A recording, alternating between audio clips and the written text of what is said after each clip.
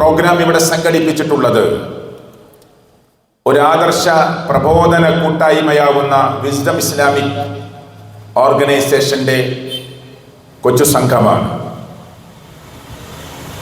എടക്കരയിൽ നിന്ന് ഞാൻ ഇങ്ങോട്ട് യാത്ര ചെയ്തു വരുമ്പോൾ പെരിന്തൽമണ്ണയുടെ പട്ടിക്കാട് എന്ന് പറയുന്ന പ്രദേശത്ത് വലിയ സമ്മേളനം നടക്കുകയാണ്.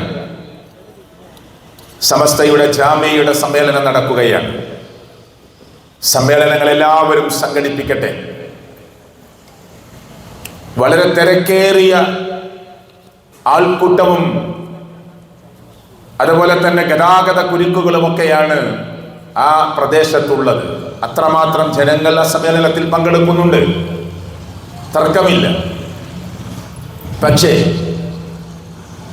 എന്താണ് മനുഷ്യർക്കിടയിൽ ഈ പ്രപഞ്ചത്തിന്റെ ലോകത്തിന്റെ രക്ഷിതാവായ അള്ളാഹുവിനെ കുറിച്ച് അവർക്ക് പറഞ്ഞു കൊടുക്കാനുള്ളത്? ലാ ഇലാഹ ഇല്ലല്ലാഹ് എന്ന കലിമത്തു തൗഹീദ് പ്രിയപ്പെട്ടവരെ നമ്മുടെ നാവ് കൊണ്ട് ഇങ്ങനെ ഉച്ചരിച്ച്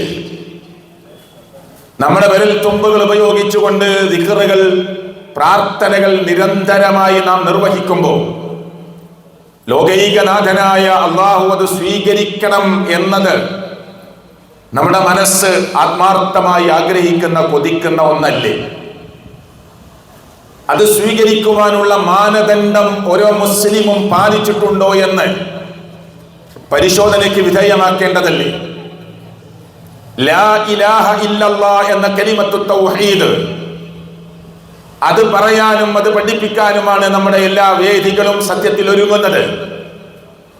പലപ്പോഴായി ആവർത്തിച്ച് കേട്ട ഒന്നാണെങ്കിലും അത് നഷ്ടപ്പെട്ടു പോയാൽ പ്രിയപ്പെട്ടവരെ നമുക്ക് നാളെ പരലോകത്ത് രക്ഷയില്ല. നബി കരീം സല്ലല്ലാഹു അലൈഹി വസല്ലമ സ്വഹാബത്തിനെ പഠിപ്പിക്കുന്ന ലാ ഇലാഹ ഇല്ലല്ലാഹ് എന്ന കലിമത്തു തൗഹീദിന്റെ അർത്ഥതലം നമുക്കറിയണമെങ്കിൽ ഇമാം ബുഖാരിയും ഇമാം മുസ്ലിമും ഇമാം തുർമിദിയും ഇമാം നസായിയും അടക്കമുള്ള തുടർന്ന് വരുന്ന ഹദീസിന്റെ പണ്ഡിതന്മാരെല്ലാവരും അവരുടെ ഹദീസിന്റെ ഗ്രന്ഥങ്ങളിലും മുസ്നദുകളിലും കൊണ്ടുവന്നിട്ടുള്ള ഒരു ഹദീസിന്റെ ഭാഗം ഇങ്ങനെയാണ്: മൻ മാത്ത ലാ യുശ്രികു ബില്ലാഹി ശൈഅ, ഒരു മനുഷ്യൻ മരിച്ചു, അവൻ ഒന്നിനെയും ശിർക്ക് വെക്കാതെയാണ് മരിച്ചത് എങ്കിൽ ദഖലൽ ജന്ന, അവൻ സ്വർഗ്ഗത്തിലാണ്. വമൻ മാത്ത യുശ്രികു ബില്ലാഹി ശൈഅ, എന്തെങ്കിലും ഒന്ന് അല്ലാഹുവിൽ പങ്കു ചേർത്തുകൊണ്ടാണ് ഒരാൾ മരണപ്പെടുന്നതെങ്കിൽ ദഖലൻ നാറ, അവൻ നരകത്തിലാണ്, നരകത്തിൽ പ്രവേശിച്ചു കഴിഞ്ഞു എന്ന് പറഞ്ഞാൽ ഒരു മനുഷ്യന്റെ മരണം അത് നടക്കുന്നതോടുകൂടി അല്ലെങ്കിൽ ആ മരണം സംഭവിക്കുന്നതോടുകൂടി മരണത്തിന്റെ വെപ്രാളത്തിലേക്ക് പ്രവേശിക്കുന്നതോടുകൂടി അവന്റെ റൂട്ട് അവിടെ അവന് വ്യക്തമാവുകയാണ്. അള്ളാഹു നമ്മെ കാത്തി രക്ഷിക്കുമാറാകട്ടെ. കാരണം നബി സല്ലല്ലാഹു അലൈഹി വസല്ലമ ആയത്തോതി ഹദീസുകൾ പഠിപ്പിച്ചു സ്വഹാബത്തിനെ ബോധ്യപ്പെടുത്തിയിട്ടുള്ളത് മരണസമയം രണ്ടു തരത്തിലുള്ള മരണം നടക്കുന്നുണ്ട്. അതിന്റെ വിശദാംശങ്ങളിലേക്ക് കിടക്കാൻ സമയമില്ല. ഒന്ന്, മലായിക്കത്തുകൾ വന്ന്, മലക്കുൽ മൗത്തിന്റെ നേതൃത്വത്തിൽ മലായിക്കത്തുകൾ വന്ന് സലാമുൻ അലൈക്കും ഉദ്ഖുലുൽ ജന്ന ബിമാ കുൻതും തഅമലൂൻ എന്ന് പറഞ്ഞുകൊണ്ടുള്ള ഒരു മരണം. സലാമുൻ അലൈക്കും, നിങ്ങൾക്ക് സമാധാനമുണ്ടാകട്ടെ. എന്റെ പ്രിയങ്കരനായ ഉപ്പ മരിച്ചിട്ട് 2002 ലോകത്ത് നിന്ന് ഇവിടെ പറഞ്ഞതാണ്. അതുപോലെ ഈ സ്റ്റേജിലുള്ള ആളുകൾ, സദസ്സിലുള്ള ആളുകൾ, അപ്പുറത്തിരിക്കുന്ന സഹോദരിമാർ, നമ്മുടെയൊക്കെ കുടുംബത്തിൽ പലരും മരണപ്പെട്ടു പോയിട്ടുണ്ടാവും. ഉമ്മമാർ, ഉപ്പമാർ, ജ്യേഷ്ഠന്മാർ, അനിയന്മാർ, ഭർത്താക്കന്മാർ, ഭാര്യമാർ, മക്കൾ പലരും നമ്മെ വിട്ടു പിരിഞ്ഞിട്ടുണ്ട്. അവർ മരിച്ച സമയം ഏറ്റവും നല്ല മരണമായിരിക്കും അവർക്ക് ലഭിച്ചിട്ടുണ്ടാകുക എന്ന് ആശ്വസിക്കുന്നവരാണ് നമ്മൾ. ആ മരണത്തെ കുറിച്ചാണ് ഖുർആൻ പറഞ്ഞത്, സലാമുൻ അലൈക്കും ഉദ്ഖുലുൽ ജന്ന ബിമാ കുൻതും തഅമലൂൻ, നിങ്ങൾ പ്രവർത്തിച്ചതിന്റെ അടിസ്ഥാനത്തിൽ നിങ്ങളെ സ്വർഗ്ഗത്തിലേക്ക് കൊണ്ടുപോവാനാണ് ഞങ്ങൾ വന്നിട്ടുള്ളത് എന്ന് പറഞ്ഞുകൊണ്ട് നിങ്ങൾക്ക് സമാധാനം ഉണ്ടാകട്ടെ എന്ന് പറഞ്ഞ് മലക്കുൽ മൗത്തും കൂടെയുള്ള മലായിക്കത്തുകളും സമാധാനിപ്പിച്ചുകൊണ്ട് മരിപ്പിക്കുന്ന ഒരു രംഗം. അല്ലാഹു തആല നമുക്കത് പ്രദാനം ചെയ്യുമാറാകട്ടെ. രണ്ടാമത്തത്, ഞാൻ ആ വിഷയമല്ല ഇവിടെ പറയാൻ ഉദ്ദേശിക്കുന്നത്. ആമുഖത്തിൽ ഞാൻ ഈ വിഷയം പറയുന്നത് ചില കാര്യങ്ങൾ സൂചിപ്പിക്കാനാണ്. രണ്ടാമത്തത്, പരിശുദ്ധ ഖുർആൻ പറഞ്ഞത് ഈ മലക്കുൽ മൗത്തും കൂട്ടാളികളായ മലായിക്കത്തുകളും വന്നിട്ട് മുഖത്തും മുതുകിലും ഇങ്ങനെ ആഞ്ഞടിക്കുകയാണ്, മുഖത്തടിക്കുകയാണ്, മുതുകിലടിക്കുകയാണ്. സഹോദരിമാരെ, സഹോദരങ്ങളെ, നമ്മുടെ കുടുംബത്തിൽ നിന്ന് മരിച്ചുപോയ വാപ്പയുടെ മരണം, ഉമ്മയുടെ മരണം, ജേട്ടന്റെ മരണം, അയൽവാസിയുടെ മരണം, ബന്ധുമിത്രാദികളുടെ മരണം അടികിട്ടിയിട്ടാണോ മരിച്ചത് എന്ന് നമുക്കാർക്കും അറിയില്ല. നമ്മുടെ വാപ്പയും ഉമ്മയും ഒക്കെ സമാധാനപൂർവ്വം മരിച്ചിട്ടുണ്ടാകുമെന്ന് നാം ആശ്വസിക്കുകയും അഭിലഷിക്കുകയും ആഗ്രഹിക്കുകയും ചെയ്തിട്ടുണ്ട്. അങ്ങനെ ആയിരിക്കും. അള്ളാഹു ആ അർത്ഥത്തിൽ തന്നെ നമ്മയും അള്ളാഹു നല്ല രൂപത്തിൽ മരിപ്പിക്കുമാറാകട്ടെ എന്ന് ഞാൻ ഈ സമയത്ത് പ്രാർത്ഥിക്കുകയാണ്.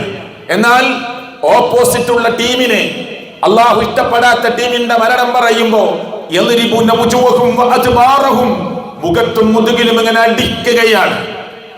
എന്നിട്ട് ആ മരിക്കുന്ന നേരം മലക്കുകൾ, മലക്കുൽ മൗത്തും കൂടെയുള്ള മലായിക്കത്തുകളും പറയുന്നത് വേദനാജനകമായ ശിക്ഷ ആസ്വദിക്കടോ, ആസ്വദിക്കടോ എന്ന് പറഞ്ഞിട്ടാണ് പ്രിയപ്പെട്ടവരെ ആ മനുഷ്യനെ മരിപ്പിക്കുന്നത് എന്ന് ഖുർആനിൽ കാണാം. അപ്പൊ ലാ ഇലാഹ ഇല്ലല്ലാഹ് എന്ന കലിമത്തു തൗഹീദ് ഈ മുഅ്മിനീകളായി മുസ്ലിങ്ങളായി അറിയപ്പെടുന്ന ആളുകളൊക്കെ, അങ്ങനെ അറിയപ്പെടുന്നവരൊക്കെ ഇന്ന് ലോകത്ത് പ്രഖ്യാപിക്കുന്ന പ്രഖ്യാപനമാണ് ലാ ഇലാഹ ഇല്ലല്ലാഹ്. പക്ഷെ അത് ഹൃദയം തൊട്ട് പറയാൻ, അത് ജീവിതത്തിന്റെ പ്രായോഗിക തലങ്ങളിലേക്ക് കൊണ്ടുവരാൻ, പ്രതിസന്ധി ഘട്ടങ്ങൾ തന്റെ മുന്നിൽ വന്നു നിൽക്കുമ്പോ, പ്രതികൂല സാഹചര്യങ്ങൾ തന്റെ മുന്നിൽ വന്നു നിൽക്കുമ്പോ, പരീക്ഷണങ്ങളുടെ തീച്ചൂളയിലൂടെ കടന്നു പോകേണ്ട ഘട്ടങ്ങൾ നമ്മുടെ മുന്നിൽ എത്തി നിൽക്കുമ്പോ ലാ ഇലാഹ ഇല്ലല്ലാഹ് എന്ന കലിമത്തു തൗഹീദിന്റെ ആ മാധുര്യം നുകർന്നുകൊണ്ട് പരീക്ഷണങ്ങളെ കടന്നു പോകാൻ, ക്ഷമിക്കാൻ, ക്ഷമ അവലംബിക്കാൻ കഴിയുന്നുണ്ടോ എന്നത് ഗൗരവപൂർവ്വം നമ്മൾ ഓർക്കേണ്ടതാണ്. അവിടെയാണ് തൗഹീദിന്റെ മാധുര്യം നുകർന്ന പ്രവാചകന്മാരുടെ മാതൃക നമ്മുടെ മുന്നിലൂടെ കടന്നു വരുന്നത്. തീക്കുണ്ടാരം ഇങ്ങനെ ആളിക്കത്തുമ്പോ ഒരു ദണ്ടുപയോഗിച്ചുകൊണ്ട് ഇബ്രാഹിം അലൈഹിസ്സലാത്തു വസ്സലാമിനെ അഗ്നികുണ്ടാരത്തിലേക്ക് അവർ തള്ളിയിടാൻ ശ്രമിക്കുമ്പോ, എന്തെങ്കിലും താങ്കൾക്ക് പറയാനുണ്ടോ എന്ന് ചോദിക്കുമ്പോ ഇബ്രാഹിം അലൈഹിസ്സലാത്തു വസ്സലാമിന്റെ നാവിൽ നിന്ന് അവസാനമായി വന്ന വാക്ക്, പ്രിയപ്പെട്ടവരെ സഹാബത്ത്, അള്ളാഹുവിന്റെ പ്രവാചകന്റെ തിരുനാവിലൂടെ കേട്ട് രേഖപ്പെടുത്തിയിട്ടുണ്ട്. എന്നിട്ട് അവർ പറയുകയാണ്, അവസാനമായി ഇബ്രാഹിം അലൈഹിസ്സലാത്തു വസ്സലാമിന്റെ നാവിൽ നിന്ന് പുറത്തു വന്ന വാക്ക് ഹസ്ബിയല്ലാഹു വനിഅമൽ വകീൽ, എനിക്കെന്റെ റബ്ബ് മതി, ബരമേൽപ്പിക്കാൻ അവൻ എത്ര നല്ലവനാണ്. അത് വലിയൊരു പ്രതികൂല സാഹചര്യമാണ്. അവിടെയുള്ള ആളുകൾ ഇബ്രാഹിം അലൈഹിസ്സലാത്തു വസ്സലാമിനെ പിടിച്ചുകെട്ടി തീക്കുണ്ടാരത്തിലേക്ക് എറിയാൻ പോവുകയാണ്. ആ തീയിലേക്ക് എറിയുമ്പോ തീയിനോട് തണുപ്പേകാൻ അല്ലാഹു പറയുമെന്ന് ഇബ്രാഹിം നബി അലൈഹിസ്സലാത്തു വസ്സലാമിന് മുൻകൂട്ടി അറിയില്ല. ഇതൊരു നാടകമല്ല, ഇതേതെങ്കിലും ഒരു നാടകീയ രംഗങ്ങൾ സൃഷ്ടിക്കുകയല്ല. അല്ലാഹു ഇങ്ങനെ ഒരു അവസ്ഥ ഉണ്ടാക്കി തരുമെന്ന് ഇബ്രാഹിം അലൈഹിസ്സലാത്തു വസ്സലാമിന് അറിയില്ല. പക്ഷേ തീക്കുണ്ടാരത്തിന്റെ മുന്നിൽ കൊണ്ടുപോയി നിർത്തുമ്പോ ആ സമയത്ത് ഉറക്കെ പ്രഖ്യാപിക്കുന്നു, ശത്രുക്കൾ ആ വാക്ക് കേട്ട് ഞെട്ടിത്തെരിച്ചു പോകുന്നു. വെപ്രാളത്തിന്റെ നെഞ്ചത്തടിച്ച് ഇനി ആരുണ്ട് എനിക്ക് എന്ന് ചോദ്യമല്ല, ഹസ്ബിയല്ലാഹ്, എനിക്കെന്റെ റബ്ബ് മതി, വനിഅമൽ വകീൽ, ബരമേൽപ്പിക്കാൻ അവൻ എത്ര നല്ലവനാണ് എന്ന ആ പ്രഖ്യാപനമുണ്ടല്ലോ, അത് കൂടി നിന്ന വിശ്വാസികളുടെ പ്രിയപ്പെട്ടവരെ ചിന്തകളെ തട്ടി ഉണർത്തിയിട്ടുണ്ട്. തഫ്സീറുകൾ വായിച്ചാൽ നമുക്ക് കാണാം. ഇബ്രാഹിം നബി അലൈഹിസ്സലാത്തു വസ്സലാമിന്റെ ചരിത്രം മാത്രമല്ല, മൂസ അലൈഹിസ്സലാത്തു വസ്സലാം എന്ന് പറയുന്ന പ്രവാചകന്റെ ചരിത്രത്തിലേക്ക് നമ്മൾ കടക്കുമ്പോ ആ ഫിർഔനിന്റെ കൊട്ടാരത്തിന്റെ അങ്കണത്തിലേക്ക് തൗഹീദിന്റെ വിളംബരം നടത്താൻ അല്ലാഹു തആല പോവാൻ പറയുന്ന രംഗമുണ്ട്. നമുക്കെല്ലാവർക്കും അറിയുന്നതാണ് ആ ചരിത്രം. അങ്ങനെ അല്ലാഹു തആല പറയുന്നു, ഇദ്ഹബാ ഇലാ ഫിർഔന ഇന്നഹു തഗാ, ഫിർഔൻ അതിക്രമം ചെയ്തവനാണ്, അക്രമം പ്രവർത്തിച്ചവനാണ്, അതുകൊണ്ട് നിങ്ങൾ രണ്ടുപേരും ചെല്ലണം ഫിർഔനിന്റെ കൊട്ടാരത്തിന്റെ അങ്കണത്തിലേക്ക്. എന്നിട്ട് ഫഖൂലാ ലഹു ഖൗലൻ ലയ്യിനൻ ലഅല്ലഹു യതദക്കറു ഔ യഖ്ശാ. ഇവിടെ വിശ്വാസികളായ നമുക്ക് ചില പാഠങ്ങൾ ഇതിൽ നിന്ന് കിട്ടാനുണ്ട്. ഫിറഔൻ എന്ന് പറയുന്ന രാക്ഷസനായ വലിയ കൊട്ടാരം ഉണ്ടാക്കി അതിന്റെ മുകൾ പരപ്പിൽ കയറി നിന്ന് ഞാനാണ് ഏറ്റവും വലിയ റബ്ബ് എന്ന് പ്രഖ്യാപിച്ച ധിക്കാരിയായ അഹങ്കാരിയായ ഫിർഔനിന്റെ മുറ്റത്തേക്കാണ് തൗഹീദിന്റെ വിളംബരം നടത്താൻ ഈ രണ്ട് പ്രവാചകന്മാരോട് പോകാൻ പറയുന്നത് അല്ലേ പ്രിയപ്പെട്ടവരെ? അങ്ങനെ ചെന്ന് നിൽക്കുമ്പോ അവിടെ ചെന്നിട്ട് ഈ ഫിർഔനിനോട് നിങ്ങൾ രൂക്ഷമായി സംസാരിക്കേണ്ടതില്ല. ആദർശം കൃത്യമായി പറയണം, മനസ്സിലാകുന്ന വിധത്തിൽ പറയണം, ലളിതമായി പറഞ്ഞു കൊടുത്തോളൂ. ഫഖൂല ലഹു ഖൗലൻ ലയ്യിനൻ ലഅല്ലഹു യതദക്കറു ഔ യഖ്ശ. ഖാല അവർ രണ്ടുപേരും പറഞ്ഞു റബ്ബന ഇന്നനാ നഖാഫു അൻ യഫ്റുത അലൈനാ ഔ യത്ഗ. ഖാല ലാ തഖാഫ ഇന്നനി മഅകുമാ അസ്മഉ വഅറാ. അതാണ് ഇവിടെ വന്ന ഓരോ വിശ്വാസികളുടെയും ഹൃദയത്തിൽ ഉണ്ടാകേണ്ടത്. ഈ വാചകം ഈ പ്രോഗ്രാം കഴിഞ്ഞു പോകുമ്പോൾ നമ്മുടെ മനസ്സിൽ ഇങ്ങനെ മുടച്ചു വരണം, തികട്ടി വരണം.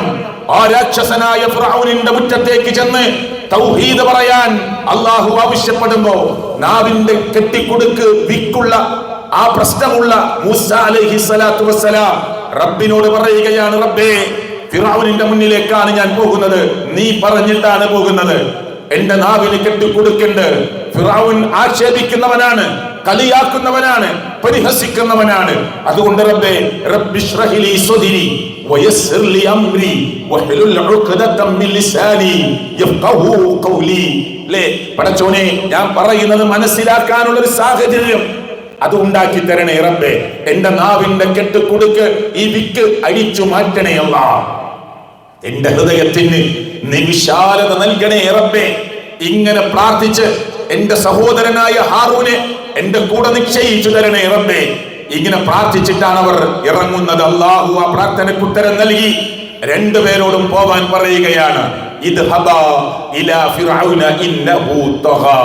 എന്നിട്ട് രണ്ടുപേരും പേടിയുണ്ട് എന്ന് പറയുമ്പോൾ റബ്ബ് പറയുന്ന വാക്ക് പറയാനാ ഞാൻ ഇത് പറഞ്ഞത്. അല്ലാഹു അവരോട് പറഞ്ഞു, വേണ്ട, പേടിക്കണ്ട, ഇന്നനി മഅകുമ അസ്മഉ വഅറാ. നിങ്ങൾ രണ്ടുപേരുടെയും കൂടെ ഞാനുണ്ട്, കാണുന്നവനായി, എല്ലാം കേൾക്കുന്നവനായി, എല്ലാം കാണുന്നവനായി. ഭയപ്പെടേണ്ട.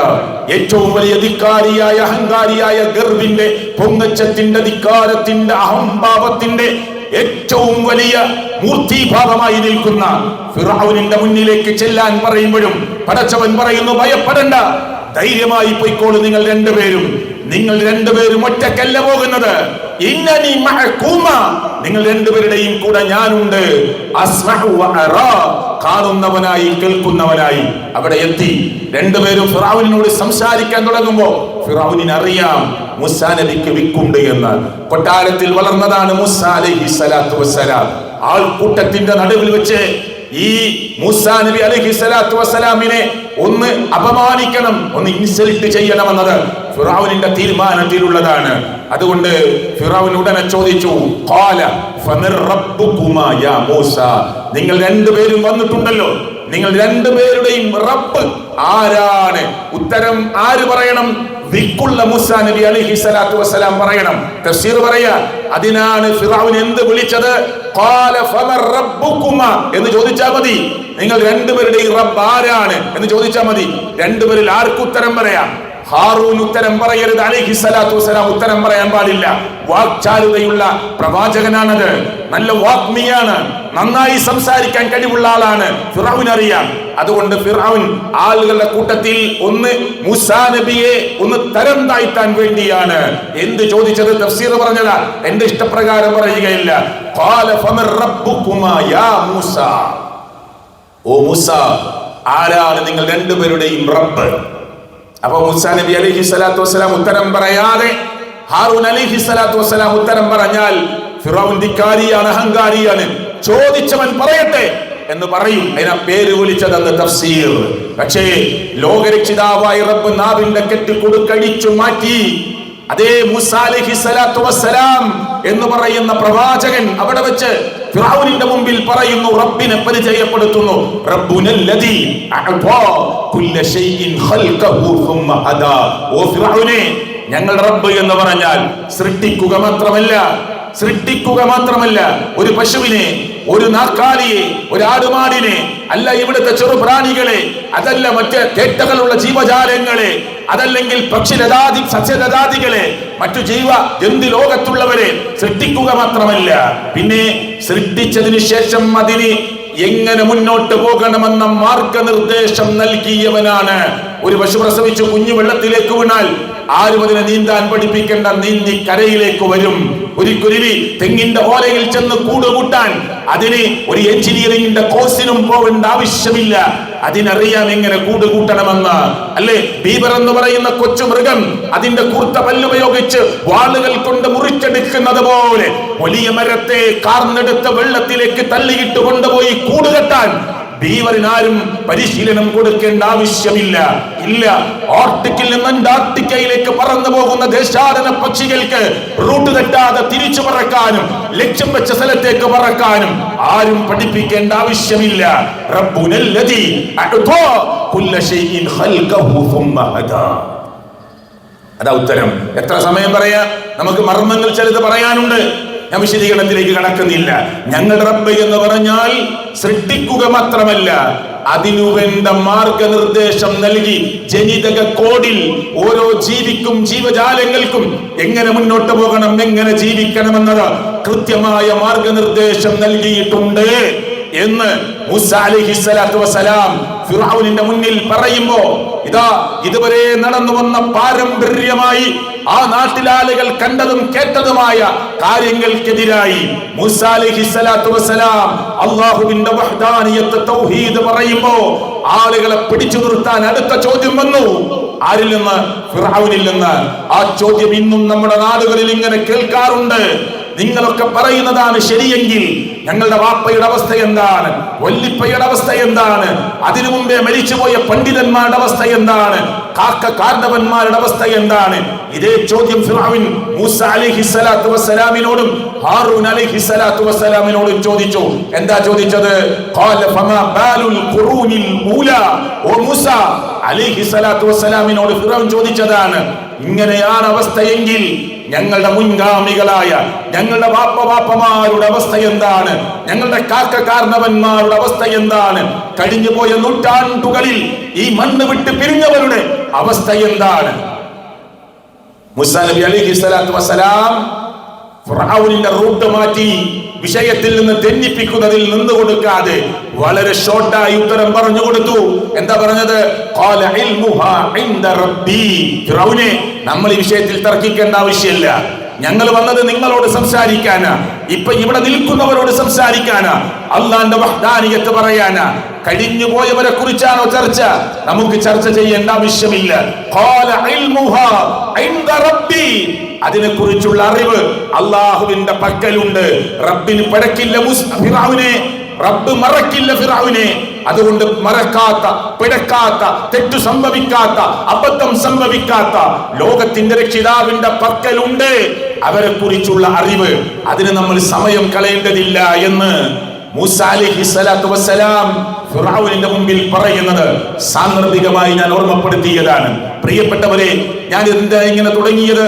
നമ്മുടെയൊക്കെ മുന്നിൽ ഈ ആദർശം ഇങ്ങനെ പ്രിയപ്പെട്ടവരെ കല്ലിലിട്ട് ഉരസി നോക്കുന്ന ഘട്ടങ്ങൾ കടന്നു വരും. മക്കളുടെ അസുഖമായി, ബാപ്പയുടെ മരണമായി, ഉമ്മയുടെ ആ വിയോഗമായി, അതല്ലെങ്കിൽ വേണ്ടപ്പെട്ടവരുടെ പരീക്ഷണമായ അപകടങ്ങളായി. 4 കുട്ടികളുടെ മരണം കേട്ടില്ലേ നിങ്ങൾ? 4 മനുഷ്യരുടെ സൗദി അറേബ്യയിലെ മരണമറിഞ്ഞില്ലേ നമ്മള്? ഏതോ ഒരു മനുഷ്യൻ ഈ മരിച്ചുപോയ കുട്ടികളുടെ ഫോട്ടോ ഇട്ട് എല്ലാവരും ആ മക്കൾക്ക് വേണ്ടി പ്രാർത്ഥിക്കുന്നതിന്റെ താഴെ ഒരു വലിയ വൃത്തികെട്ട കമന്റ്സ് അടിച്ച ഒരു മനുഷ്യനെ കുറിച്ച് ഇങ്ങനെ സോഷ്യൽ മീഡിയ ചർച്ച ചെയ്യുന്നില്ലേ? പന്നിപ്പേറ് പോലെ പെറ്റുകൂട്ടുകയല്ലേ? അതുകൊണ്ട് കുറച്ചെങ്ങും മരിച്ചുപോയാൽ എന്താ, ചത്തുപോയാൽ എന്താ എന്ന് ചോദിച്ച എന്താ മനുഷ്യരുടെ അവസ്ഥ ഞാൻ സാന്ദർഭികമായി പറഞ്ഞതാണ്. ജാതിയും മതവും വർഗവും വർണ്ണവും എല്ലാം മാറ്റിവെച്ച് ഒരു മനുഷ്യന്റെ മരണം കേൾക്കുമ്പോ ഏതൊരു മനുഷ്യന്റെ മനസ്സ് വന്ന് പിടച്ചു പോകും. അതും 14ഉം 12ഉം അതിന് താഴെ പ്രായമുള്ള കുരുന്ന മക്കൾ ലോകത്ത് നിരപകടത്തിൽപ്പെട്ട് മരിച്ചു പോകുമ്പോ അതുവരെ വർഗീയതയുടെ വിഷം ചീറ്റാൻ ഹൃദയത്തിൽ തങ്ങി നിൽക്കുന്ന വിഷയങ്ങൾ അറിയാതെ പുറത്തേക്ക് ചീറ്റി വരുന്ന പുതിയ ലോകത്തെയാണ് നമ്മൾ കണ്ടുകൊണ്ടിരിക്കുന്നത്. അതെ, അതൊക്കെ മനുഷ്യർക്ക് ചിന്തിക്കാൻ. അതിന്റെ താഴെ ചെന്ന് ഈ മനുഷ്യനെതിരെ വൃത്തികെട്ട കമന്റ്സ് പറയേണ്ടവരല്ല നമ്മൾ. അല്ല, അതിനൊക്കെ കൃത്യമായ ഉത്തരങ്ങൾ കൊടുക്കണം.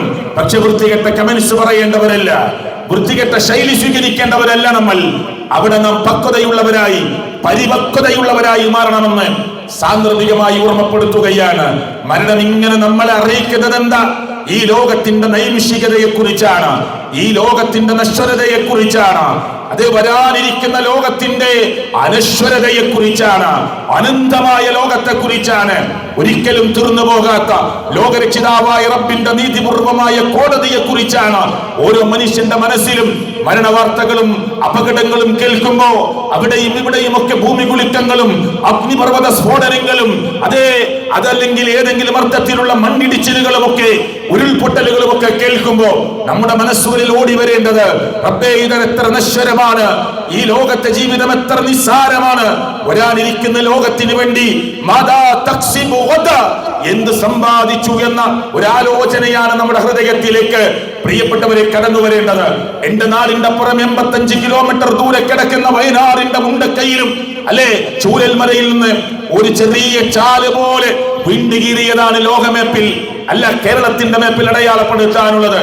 വേൾഡ് മാപ്പിൽ അടയാളപ്പെടുത്തുമ്പോ ഒരു കടുകുമണി അടയാളപ്പെടുത്താൻ പോലും വലിപ്പമില്ലാത്തൊരു ദുരന്തമാണ്, വലിയ ദുരന്തമാണ് വയനാടിന്റെ മണ്ണിൽ നടന്നിട്ടുള്ളത്.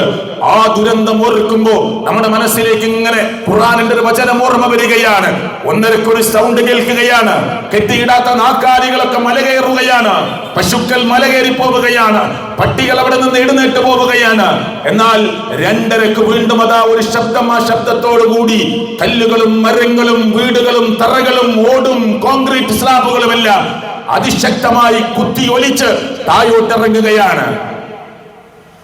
മനുഷ്യരതിന്റെ കൂടെ ശ്വാസം കിട്ടാതെ മരിച്ചുപോയവർ, ഉമ്മയെ ഒരുപാട് നേരം പിടിച്ചു നോക്കിയവർ, എത്രയോ ദൂരം മീറ്ററുകൾ തന്റെ കുഞ്ഞിന്റെ കൈ പിടിച്ചു വലിച്ചു ഒഴുക്കിൽപ്പെട്ടവർ, രക്ഷപ്പെട്ടുവെന്നവർ പറഞ്ഞതാണത്. പ്രിയപ്പെട്ടവരെ, 85 കിലോമീറ്ററാണ് ഞങ്ങളുടെ നാട്ടിൽ നിന്ന് ചൂരൽമലയിലേക്കുള്ളത് റോഡ് വഴി. അത് വെള്ളത്തിലൂടെ ചാലിയാറിലൂടെ കയറി പോവുകയാണെങ്കിൽ 35ഓളം കിലോമീറ്റർ ദൂരമുണ്ട്. ഇന്നലെ രാത്രി ആ സംഭവിക്കുന്നതിന്റെ തലേ രാത്രി അവിടെ കിടന്നുറങ്ങുന്ന ഒരു മനുഷ്യൻ വിചാരിച്ചോ, ഇന്ന് 2:30 സൗണ്ട് വരുന്നതോടുകൂടി ഞങ്ങളൊക്കെ ഇവിടുന്ന് ഒലിച്ചിറങ്ങി അങ്ങു ചാലിയാറിന്റെ മുണ്ടേരിയുടെ ഇടക്കരയുടെ ചുങ്കത്രയുടെ പരിസര പ്രദേശത്ത് കിടക്കുന്ന ചാലിയാറിന്റെ കരയിൽ ചെന്നടിഞ്ഞ് കാല് വേറെ കൈ വേറെ ശരീരത്തിന്റെ ഉടലുകൾ വേറെ ഇങ്ങനെ മാറി മാറി ഞങ്ങളൊക്കെ നാളെ മരിച്ചു വീഴുമെന്ന് അവരാരും ഒരിക്കലും വിചാരിച്ചിട്ടില്ല. വിചാരിച്ചിരുന്നുവെങ്കിൽ അവരാരും അവിടെ ഉറങ്ങുമായിരുന്നില്ല. പ്രിയപ്പെട്ടവരെ,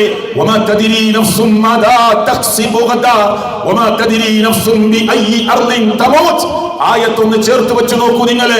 മനുഷ്യ, നാളെ എന്ത് സംഭവിക്കുമെന്ന് പറയാൻ നിനക്ക് കഴിയില്ല എന്ന് പറഞ്ഞിട്ട് നാളെ എവിടെ വെച്ചായിരിക്കും നിന്റെ മരണമെന്ന് ഒരാൾക്കും പറയാൻ കഴിയില്ല എന്ന് ലോകത്തിന്റെ രക്ഷിതാവായ റബ്ബ് ഖുർആനിന്റെ വചനത്തിലൂടെ നമ്മളെ പഠിപ്പിക്കുമ്പോ അതങ്ങ് ചൂരൽമലയിലേക്ക് ചേർത്ത് വെച്ച് നോക്ക്.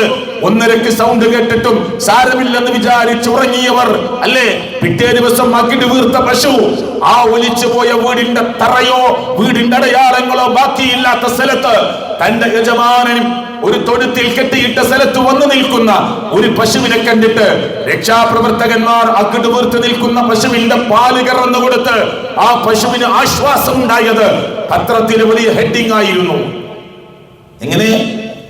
തലേ ദിവസം 1:30 സൗണ്ട് കേട്ടപ്പോ കയറിപ്പോയതാ. എന്നിട്ട് അപകടമൊക്കെ കഴിഞ്ഞു വന്നിട്ട് എല്ലാം കഴിഞ്ഞ് പിറ്റേന്ന് 2ാമത്തെ 3ാമത്തെ ദിവസമൊക്കെ പശുക്കളൊക്കെ വന്ന് നിൽക്കുകയാണ്. അവരുടെ വീടുണ്ടായിരുന്ന യജമാനന്മാരുടെ വീടുണ്ടായിരുന്ന സ്ഥലത്ത് തെരഞ്ഞിട്ട് കിട്ടാത്ത ചില മനുഷ്യരുടെ ബോഡി പട്ടികൾ ഇങ്ങനെ വന്ന് മാന്തുകയാണ്.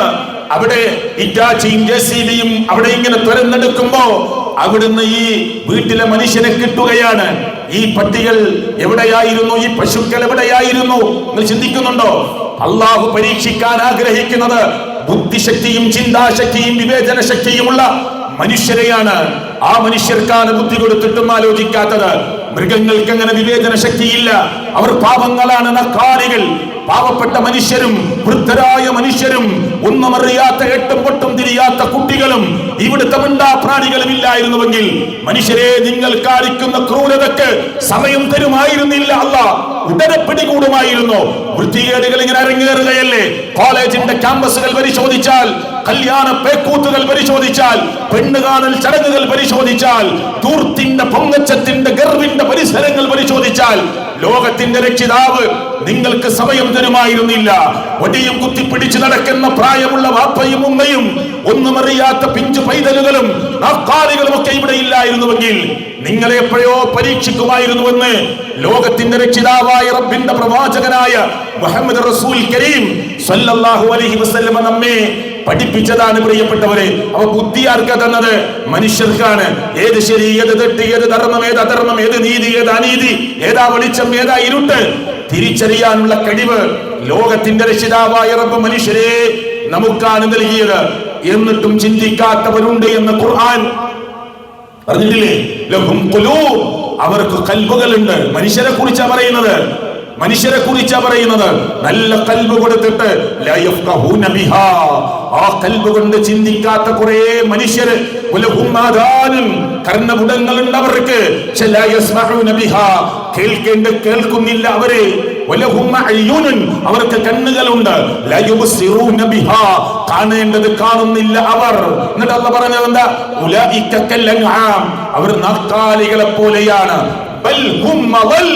നാക്കാലികൾ എന്നവരെ പറഞ്ഞാൽ നാക്കാലികൾക്ക് മോശമാകും. നാക്കാലികളെക്കാൾ മോശമാണവർ. നാക്കാലികൾ പകവിട്ടാൻ കാത്തിരിക്കാറില്ല.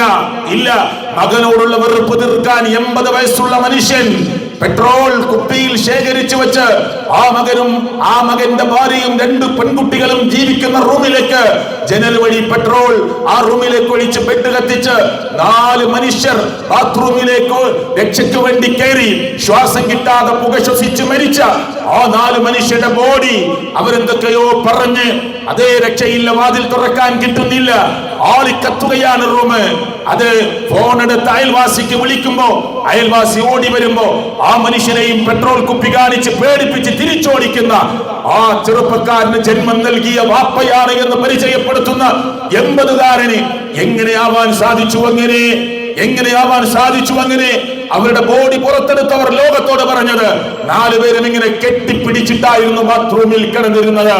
അവർ അവസാന ശ്വാസം വരെ ഫേസ് ടു ഫേസ് മുഖങ്ങൾ ചേർത്ത് വെച്ച് പലതും പറഞ്ഞ് പലതും സംസാരിച്ച് ലോകത്തുനിന്ന് വിട പറഞ്ഞു പോയ 4 മനുഷ്യരുടെ ബോഡി പുറത്തെടുത്തവർ അവരുടെ മുഖം ചേർന്ന് കിടക്കുന്ന കെട്ടിപ്പിടിച്ച് കിടക്കുന്ന ആ രംഗത്തെ വിശദീകരിച്ചിട്ടുണ്ട്. മനുഷ്യരെ എന്തുകൊണ്ട് ഇങ്ങനെയാകുന്നു? അതല്ല പറഞ്ഞത്. ചില ആളുകൾക്ക് ഹൃദയമുണ്ട്, എല്ലാവർക്കും ഹൃദയമുണ്ട്. പക്ഷെ ഹൃദയം കൊണ്ട് ചിലർ ചിന്തിക്കുകയില്ല. കണ്ടിട്ട് കാണാനുള്ള കണ്ണുണ്ടായിട്ട് ഇല്ല, കാണേണ്ടത് കാണുകയില്ല. കേൾക്കാനുള്ള കർണപുടം ചെവിയുണ്ടായിട്ട് കേൾക്കേണ്ടത് കേൾക്കുകയില്ല. ഉലൈക കൽ അൻആം, അവർ നാക്കാലികളെ പോലെയാണ്. ബൽ ഹും അളൽ, പോരാ, അതിനേക്കാൾ മോശമാണ്, പിഴച്ചവരാണ് മനുഷ്യരെന്ന് അല്ലാഹുവിന്റെ ഖുർആൻ. എന്തിനാ അല്ലാഹ് കുതിരയെ വർണ്ണിച്ചിട്ട് പറഞ്ഞത്? വൽ ആദിയാതി ളബ്ഹാ فالموريات قدحا فالمغيرات صبحا فأثرن به نقعا فوسطن به جمعا إن الإنسان لربه لكنود وإنه على ذلك لشهيد وإنه لحب الخير لشديد. എന്തിനാ അല്ലാഹ് അങ്ങനെ വിശദീകരിച്ചത്? കുളമ്പുകൾ ഇങ്ങനെ കല്ലിൽ ഉരസി തീപ്പൊരി പാറുന്ന കിതച്ചോടുന്ന കുതിര തന്നെയാണ് സത്യമെന്ന് പറഞ്ഞിട്ട് ശത്രുമധ്യത്തിലേക്ക് എടുത്തു ചാടുന്ന യജമാനന്റെ കടിഞ്ഞാൻ വലിക്കനുസരിച്ച് ശത്രു സൈന്യത്തിന്റെ നടുവിലേക്ക് മധ്യത്തിലേക്ക് എടുത്തു ചാടുന്ന കുതിരയെ വർണ്ണിച്ചിട്ട് പോരാ, പ്രഭാതത്തിൽ മഞ്ഞു വീണ് കിടക്കുന്ന മരുഭൂമിയുടെ മണൽ പരപ്പിലൂടെ ഓടിക്കിതച്ച് ആ മണൽ തരികളെ ഇങ്ങനെ മുകളിലേക്ക് ഉയർത്തി പൊടി പാറിപ്പിക്കുന്ന കുതിര തന്നെയാണ് സത്യമെന്ന് പറഞ്ഞിട്ട് അല്ല ലോകത്തിലെ വലിയൊരു പരമമായ മനുഷ്യരുമായി ബന്ധപ്പെട്ട് നിൽക്കുന്ന സത്യത്തെ വിളിച്ചറിയിക്കാനാണ് ആ മൃഗത്തെ തൊട്ട് സത്യം ചെയ്ത് പറഞ്ഞിട്ടുള്ളത്. എന്താ അല്ലാഹു പറഞ്ഞത്?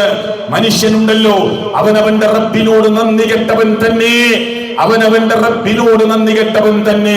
ഇന്നൽ ഇൻസാന ലിറബ്ബിഹി ലകനൂത്, നന്ദി കെട്ടവൻ തന്നെ.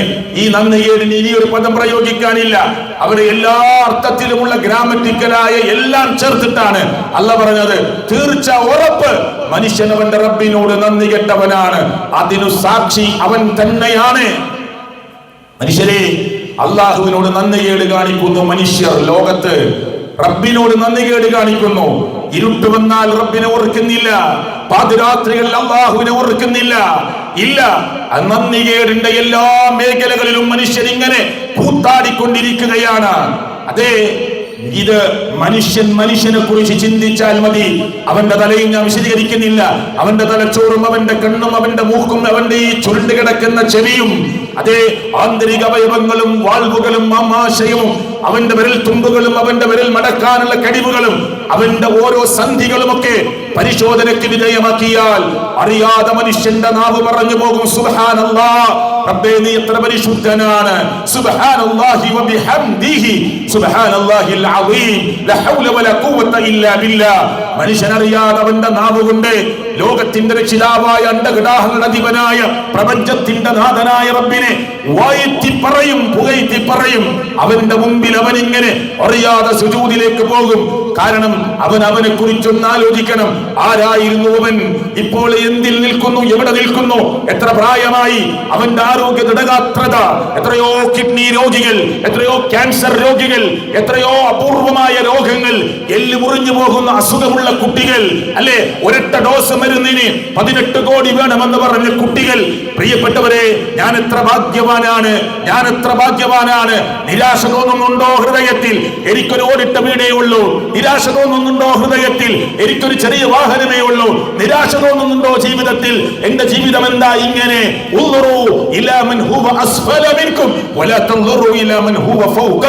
അല്ലാഹുവിന്റെ പ്രവാചകൻ പറഞ്ഞതാ, നിങ്ങൾ നിങ്ങളെക്കാൾ താഴ്ന്നവരിലേക്ക് നോക്ക്, നിങ്ങൾ നിങ്ങളെക്കാൾ മുകളിലുള്ളവരിലേക്ക് നോക്കല്ലേ.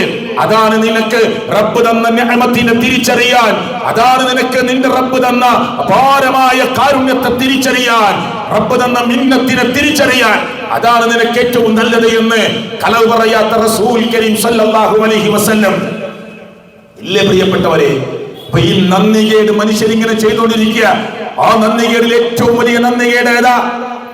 ഒരു മനുഷ്യൻ ആ മനുഷ്യന്റെ കുടുംബത്തോട് ചെയ്യുന്ന നന്ദികേട് ഒന്ന് ചർച്ച ചെയ്ത് നോക്ക്. ഇവിടെ ഇരിക്കുന്ന സ്ത്രീ, ആ സ്ത്രീകൾ തന്റെ ഭർത്താവിനോട് ചെയ്യുന്ന ഏറ്റവും വലിയ നന്ദികേട് ഏതാ?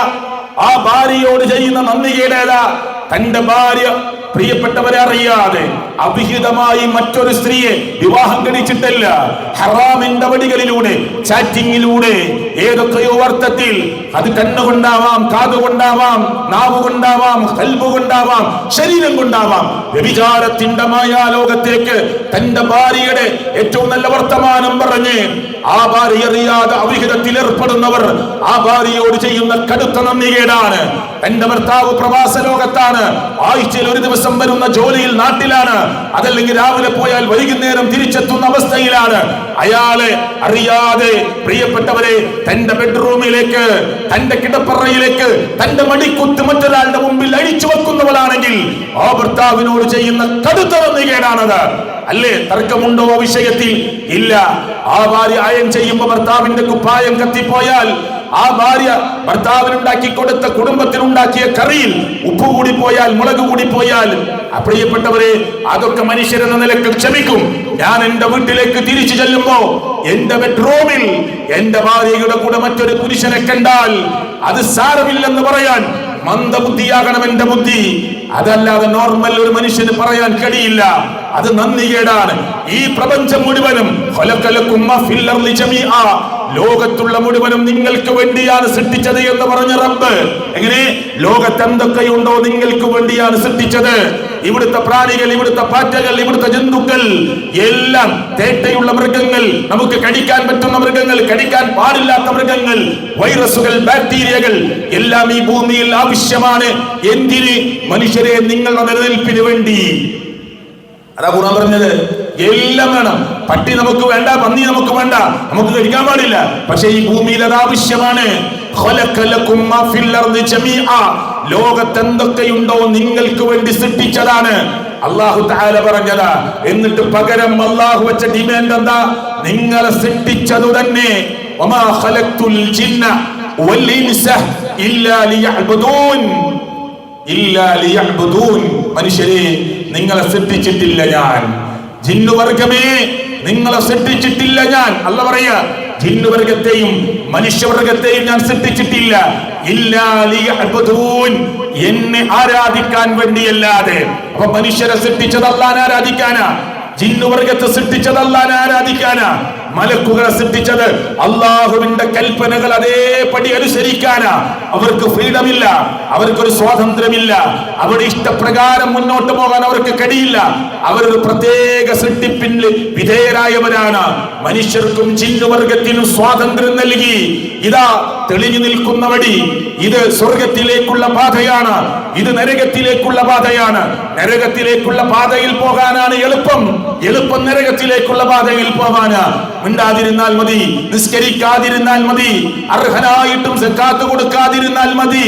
പ്രിയപ്പെട്ടവരെ, ഒറ്റത്തവണ ജീവിതത്തിൽ ശിർക്ക് ചെയ്താൽ മതി, ആ നരകത്തിന്റെ വഴി എളുപ്പമാണ്. സ്വർഗത്തിലേക്കുള്ള വഴി ഒരുപാട് കടമ്പകൾ കടക്കാനുള്ളതാണ്. നാനാഭാഗത്തു നിന്നും ഇങ്ങനെ പിടിച്ചു കുലുക്കാൻ ആളുകൾ വരും, പ്രലോഭനങ്ങളുമായി ആളുകൾ വരും. ഒരുപാട് ലഹരിയുടെ മായാലോകങ്ങൾ, ചിത്രശലഭങ്ങളെ പോലെ, ആ മിന്നി മിന്നി ഇങ്ങനെ ചിറകിട്ട് പറക്കുന്ന ചിത്രശലഭങ്ങളെ പോലെ വൈവിധ്യമാർന്ന പാക്കറ്റുകളായി നിന്റെ മുന്നിൽ വരും. അരുതേ എന്ന് ദേഹേച്ഛയോട് പറയണം. ഒരുപാട് കടമ്പകൾ കടക്കാനുണ്ട്, ദേഹേച്ഛകളെ പിടിച്ചു കെട്ടാനുണ്ട്, തന്നിഷ്ടങ്ങളെ പിടിച്ചു കെട്ടാനുണ്ട്. ആ സ്വർഗത്തിലേക്കുള്ള പാത എന്നത് ഈ പ്രപഞ്ചത്തിന്റെ നാഥന്, ലോകത്തിന്റെ രക്ഷിതാവായ റബ്ബിന്റെ മുമ്പിലല്ലാതെ സാഷ്ടാംഗം നിനക്ക് ചെയ്യാൻ പറ്റില്ല. പ്രാർത്ഥന അവനോടല്ലാതെ നിർവഹിക്കാൻ കഴിയില്ല. നേർച്ച വഴിപാടുകളുണ്ട്, അത് അള്ളാഹുവിന്റെ പേരിലല്ലാതെ നിനക്ക് നിർവഹിക്കാൻ കഴിയില്ല. അങ്ങനെ ഓരോന്നോരോന്നായി കടമ്പകളേറെ മുന്നോട്ട് കിടക്കാനുണ്ട്. അപ്പോഴാ നിനക്ക് സ്വർഗം. ആ സ്വർഗം കിട്ടാൻ നിനക്ക് അല്പം പ്രയാസപ്പെടേണ്ടി വരും. അതുകൊണ്ട് നരകത്തിലേക്കുള്ള പാത, ഇവിടെ എന്നെ കേൾക്കുന്ന വിശ്വാസികളെ, നരകത്തിലേക്കുള്ള പാത എളുപ്പമാണ്. സ്വർഗത്തിലേക്കുള്ള പാത അല്പം പ്രയാസം നിറഞ്ഞതാണ്. ഇവിടെ എല്ലാവരും ഖുർആനാണല്ലോ പറയുന്നത്, എല്ലാവരും ഹദീസാണല്ലോ പറയുന്നത്, എല്ലാവരും ചരിത്രങ്ങളാണല്ലോ പറയുന്നത്. അതിനപ്പുറമായി ഇസ്ലാം എന്ന് പറയുന്ന ഈ മതത്തെ തീവ്രവാദത്തിന്റെ, ഭീകരവാദത്തിന്റെ, പേടിയുടെ, ഒരു ഭയത്തിന്റെ, ഒരു അങ്കുലാപ്പിന്റെ ഒരു ലോകത്ത് നിർത്താൻ ഇസ്ലാമോഫോബിയ ഇങ്ങനെ കളിച്ചുകൊണ്ടിരിക്കുകയാണ്. ഒരു പഞ്ചായത്ത് ഇലക്ഷൻ കഴിഞ്ഞു, ഇനി നിയമസഭയിലേക്കുള്ള ഒരു വോട്ടെടുപ്പിന്റെ സമയം കടന്നു വരാൻ പോവുകയാണ്. പല ഓലപ്പാമ്പുകളും ഇങ്ങനെ ഉയർന്നു പൊന്തും. ഇസ്ലാം എന്നത് അത് ഭീകരതയുടെ, അത് വർഗീയതയുടെ, അത് ഒരു ടെററിസത്തിന്റെ ഒരു വലിയ ലോകമാണ് എന്ന് പഠിപ്പിക്കാൻ, വോട്ടിനെ ലാക്കാക്കിക്കൊണ്ട് മനുഷ്യരെ ഛിന്ന ഭിന്നമാക്കാൻ, ധ്രുവീകരണം നടത്താൻ പല ഓലപ്പാമ്പുകളും ഇങ്ങനെ കടന്നു വരും. അതൊക്കെ എടുത്ത് പ്രിയപ്പെട്ടവരെ ഒരു ഇസ്ലാമോഫോബിയ സൃഷ്ടിച്ചുകൊണ്ട്, മുസ്ലിം എന്ന് പറഞ്ഞാൽ പർദ്ദ കണ്ടാൽ, താടി കണ്ടാൽ, ഇസ്ലാമിന്റെ വേഷം കണ്ടാൽ, ഒരു പുതിയ പള്ളി വരുന്നത് കണ്ടാൽ ആളുകളുടെ മനസ്സിൽ ഇങ്ങനെ ഒരു ഭയത്തിന്റെ, ഒരു ആശങ്കകളുടെ ലോകം ഇട്ടുകൊടുക്കാൻ, അതിനുവേണ്ടി പണിയെടുക്കാൻ തുടങ്ങിയിട്ട് കുറെ കാലങ്ങളായി. ഇത് ഇന്നും ഇന്നലെയും പ്ലാൻ ചെയ്തതല്ല. എത്രയോ കാലങ്ങൾക്ക് മുമ്പേ ഹിഡൻ അജണ്ടകൾ തയ്യാറാക്കി പതുക്കെ ലോകത്തിന്റെ മുമ്പിലേക്ക് ഇസ്ലാമോഫോബിയ കൊണ്ടുവന്നു. ലോകാടിസ്ഥാനത്തിൽ ISIS പോലെയുള്ള ആരാധിന്റെ പിന്നിൽ മുസ്ലിങ്ങളല്ല പ്രിയപ്പെട്ടവരെ. അതിനെ മുന്നിൽ നിർത്തിക്കൊണ്ട് ഇനിയും പിറകോട്ട് പോയാൽ ജൂതായിസത്തിന്റെ കളിയാണ്, അല്ലേ? ഷിയാക്കളെ ഇറക്കി കളിച്ചതാണ്. ജൂത കുപ്പായമിട്ട് മുസ്ലിങ്ങൾക്കിടയിലേക്ക് വന്ന് ഞാനൊരു ജൂതനാണ്, എനിക്ക് ചില കാര്യങ്ങൾ പറയാനുണ്ടെന്ന് പറഞ്ഞാൽ ഒരു ലോകവും കേൾക്കില്ല. അതുകൊണ്ട് ജൂതൻ തീരുമാനിച്ചു, മുസ്ലിമിന്റെ കുപ്പായമിടണം, മുസ്ലിമിന്റെ കുപ്പായമിടണം, ഇസ്ലാമിന്റെ ലോകത്തേക്ക് ഇറങ്ങണം. അങ്ങനെ അള്ളാഹുവിന്റെ പേരിൽ, മുത്തുനബിയുടെ പേരിൽ ആയത്ത് വെച്ചിട്ട്, ഹദീസിന്റെ തുടക്കം വെച്ചിട്ട് 200-ലധികം സൈറ്റുകൾ ജൂതന്മാരുടെ സൈറ്റുകളാ. കണ്ടാൽ കേട്ടാൽ തോന്നും ഇത് ഖുർആൻ പഠിപ്പിക്കാനുള്ളതാണ്, ഇത് ഹദീസ് പഠിപ്പിക്കാനുള്ളതാണ്, ഇത് ഇസ്ലാമിക ചരിത്രം പഠിപ്പിക്കാനുള്ളതാ, ഇത് സ്വഹാബത്തിന്റെ ചരിത്രം പഠിപ്പിക്കാനുള്ളതാ. അല്ല, ഇതിന്റെ പിന്നിൽ പ്രവർത്തിക്കുന്നത് ആരാന്നറിയോ? ഹെഡിങ് കണ്ട് ആ സൈറ്റിന്റെ ഉള്ളിലേക്ക് കയറി പിന്നീട് അവർ ചില ആ മനുഷ്യന്റെ ആ മസ്തിഷ്കത്തെ ബ്രെയിൻ വാഷ് ചെയ്തുകൊണ്ട് ഇസ്ലാമിനെതിരെ തിരിക്കാൻ പറ്റുന്ന ഒരാളെ കിട്ടുമോ എന്ന് പരിശോധിക്കാനുള്ള 200-ലധികം മുസ്ലിം പേരിട്ട സൈറ്റുകൾ ജൂതരോധികളുടെ സൈറ്റുകളാണ്. അവർ ഇന്നും ഇസ്ലാമിന്റെ ശത്രുക്കളാണ്. ഇന്നലെയും ഇസ്ലാമിന്റെ ശത്രുക്കളായിരുന്നു, ഫ്യൂച്ചറിലും അവർ ഇസ്ലാമിന്റെ ശത്രുക്കളാ. മുത്ത് മുഹമ്മദ് മുസ്തഫ സ്വല്ലല്ലാഹു അലൈഹി വസല്ലമയെ ചതിയിലൂടെ കൊന്നു കളയണമെന്ന് തീരുമാനിച്ച് ഇറച്ചിയിൽ വിഷം കലർത്തി കൊടുത്തത് ജൂത കുടുംബത്തിൽ നിന്നാണ്, അല്ലേ? അവർ ഇന്ന് തുടങ്ങിയതല്ല. എത്രയോ മുമ്പ് അവർ ഇസ്ലാമിന്റെ കുപ്പായമിട്ട് ഇസ്ലാമിന്റെ ലോകത്തേക്ക് ഇറങ്ങാൻ ഡയറക്റ്റ് പറ്റാത്തത് കൊണ്ട് അവർ പല കളികളും കളിക്കും. ഷിയാക്കളെ ഉപയോഗിച്ച് കളിച്ചു നോക്കി. അതിന്റെ ചില തിക്ത ഫലങ്ങളാണ് ലോകത്തിന്റെ മുമ്പിലൊക്കെ നമ്മൾ പലതും കണ്ടുകൊണ്ടിരിക്കുന്നത്. അതുകൊണ്ട് മുസ്ലിമിന്റെ ഐഡന്റിറ്റി കാത്തു സൂക്ഷിക്കണം. നമ്മൾ വിവിഐപികളാണ് ലോകത്ത്. ആര് നമ്മെ എതിർത്താലും നമുക്കാരോടും വെറുപ്പില്ല. നമ്മെ ആര് എതിർത്താലും നമുക്കാരോടും വൈരാഗ്യമില്ല. ഈ ജനാധിപത്യം എന്ന് പറയുന്ന ഇന്ത്യയുടെ സംവിധാനത്തെ മനസ്സുകൊണ്ട് കാത്തു സൂക്ഷിക്കുന്നവരും അഭിമാനമായി കാണുന്നവരുമാണ് നമ്മൾ, അല്ലേ? ഗാന്ധിജിയുടെ തോളിൽ കൈയിട്ട് നടന്ന ഇന്ത്യയുടെ ആദ്യത്തെ വിദ്യാഭ്യാസ മന്ത്രി അബുൽ കലാം ആസാദ് എന്ന് പറയുന്ന മഹാനായ പണ്ഡിതനായിരുന്നു. ബാങ്ക് കൊടുക്കുമ്പോ ഗാന്ധിജിയോട് പറഞ്ഞു, ഞാനൊന്ന് പോയി നമസ്കരിച്ചു വരട്ടെ എന്ന്. ഗാന്ധിജി മുറുമുറുപ്പ് കാണിച്ചില്ല. ഇല്ല, ചരിത്രം വായിച്ചു നോക്കൂ. ഗാന്ധിജി മുറുമുറുപ്പ് കാണിച്ചില്ല. മീറ്റിംഗിന് സമയം കാത്തുനിന്നു. ജൗഹർ അലി സഹോദരങ്ങളെ കാത്തുനിന്നു. അവർ വരട്ടെ, അവർ നിസ്കരിക്കാൻ പോയതാണ്. ചരിത്രം വായിച്ചു നോക്കൂ. മുറുമുറുപ്പ് കാണിച്ചില്ല. ഇവിടുത്തെ ബ്രിട്ടീഷ് പ്രഭുക്കന്മാരോട് അതിശക്തമായി പോരാടുമ്പോ മുസ്ലിങ്ങളുടെ കൂട്ടത്തിൽ നിന്ന് ഒരു നേതാക്കന്മാരും പിറകിലേക്ക് പോയില്ല. ആ ബ്രിട്ടീഷ് പ്രഭുക്കന്മാരുടെ ബൂട്ടിനടിയിൽ കിടന്നമർന്ന് ഒരു കോളനി വൽക്കരണം തുടരണമെന്ന് ആഗ്രഹിച്ച ബ്രിട്ടീഷ് പ്രഭുക്കന്മാരുടെ മുന്നിൽ നെഞ്ചു വിടർത്തി നിന്ന് അതിശക്തമായി പോരാടി രാജ്യത്തിന്റെ ഇന്ത്യ ഗേറ്റ് എന്ന് പറയുന്ന ഗേറ്റിന്റെ രണ്ട് ഭാഗത്തും 1 ലക്ഷത്തോളം സ്വതന്ത്ര സമരത്തിൽ പങ്കെടുത്ത പോരാളികളുടെ പേരെഴുതി വെച്ചപ്പോ 60,000 പേര് മുസ്ലിങ്ങളുടെ പേരാ. പരിശോധിച്ചു നോക്ക്, നിങ്ങളൊന്ന് ഗൂഗിളിൽ സെർച്ച് ചെയ്ത് നോക്ക്. ഇന്ത്യ ഗേറ്റിന്റെ രണ്ട് ഭാഗത്തും ഇങ്ങനെ എഴുതി ചേർത്ത രാജ്യത്തിന്റെ സ്വാതന്ത്ര്യ സമര പോരാളികളുടെ പേരുകൾ ഇങ്ങനെ എഴുതി കുറിച്ചപ്പോ 60,000 പേര്, 60,000-ത്തിലധികം പേര്, 100-ൽ 60 പേരും, 10,000-ൽ 6,000 പേരും, 1,60,000 പേരും മുസ്ലിങ്ങളുടെ പേരാ. വെറുതെ എഴുതി ചേർത്തതല്ല, ഒടിച്ചു നീക്കാനാവാത്ത വിധത്തിൽ ഈ രാജ്യത്തിന്റെ സ്വാതന്ത്ര്യത്തിന് വേണ്ടി പടപൊരുതിയ നേതാക്കന്മാരുടെ കൂട്ടം എണ്ണുമ്പോ മാറ്റി നിർത്താനാവാത്തത് കൊണ്ട് എഴുതി ചേർത്തതാണ്. അങ്ങനെ നേടിയെടുത്തതാ ഈ രാജ്യത്തിന്റെ സ്വാതന്ത്ര്യം.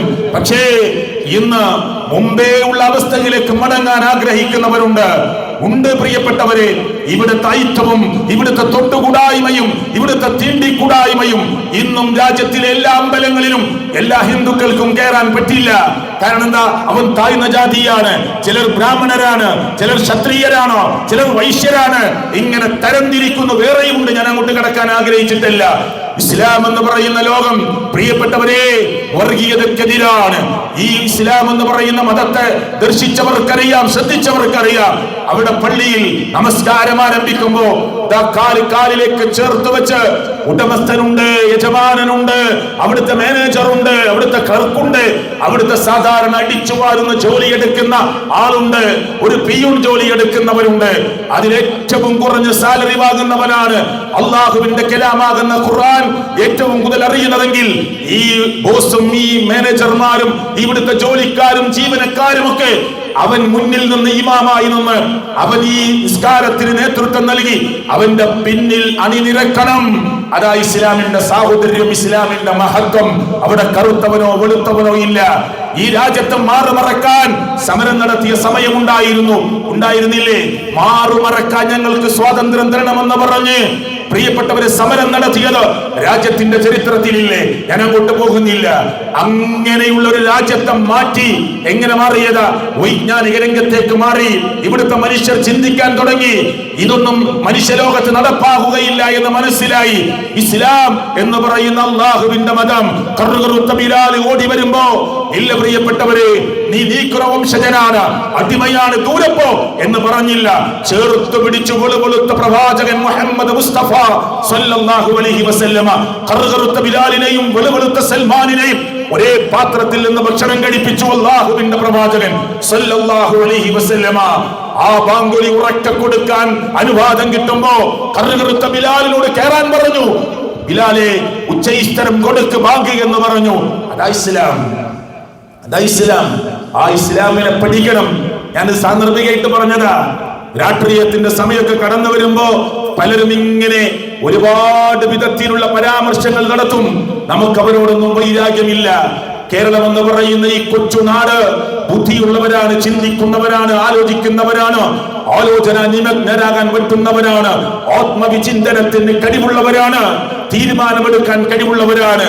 മനുഷ്യരെ ഒറ്റപ്പെടുത്താനും ധ്രുവീകരിപ്പിക്കുവാനും ചിഹ്ന ഭിന്നമാക്കുവാനും ശ്രമിക്കുന്ന ആളുകളെ ഒറ്റപ്പെടുത്താൻ കഴിവുള്ളവരാണ് ആര്?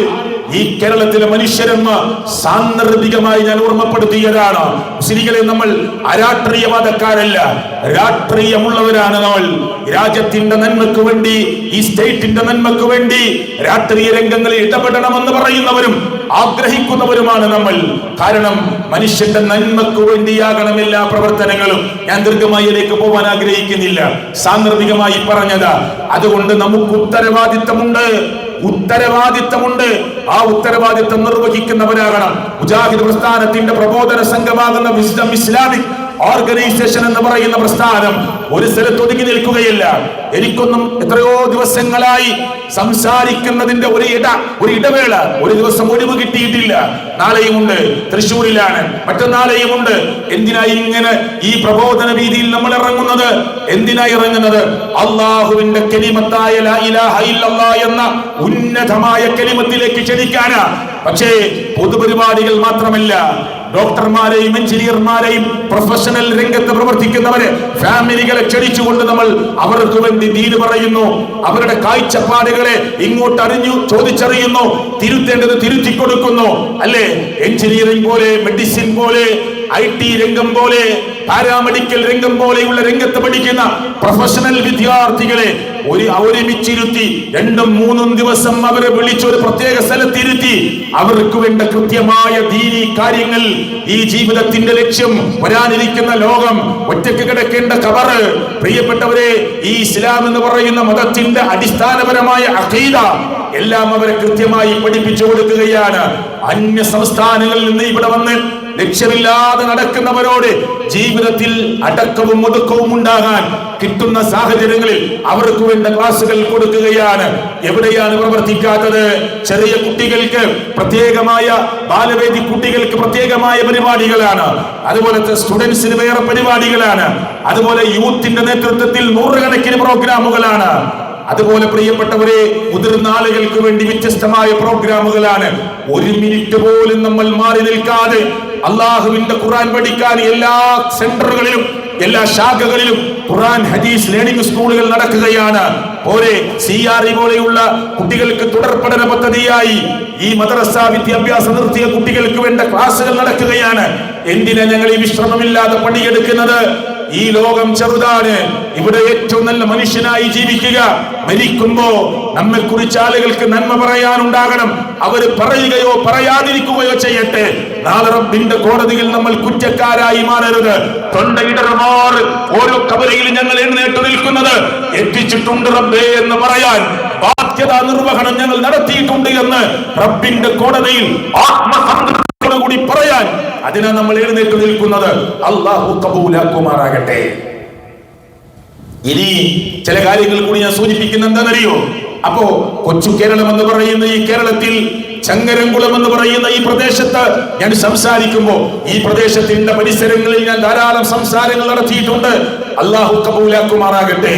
മുസ്ലിം ഉമ്മത്തിൽപ്പെട്ടവരിൽ നിന്ന് തന്നെ പ്രിയപ്പെട്ടവരെ, എത്രയോ കക്ഷികളായി പിരിഞ്ഞു പോകുമ്പോ നമ്മുടെ മനസ്സുകളിൽ പ്രയാസങ്ങൾ ഉണ്ടാകും.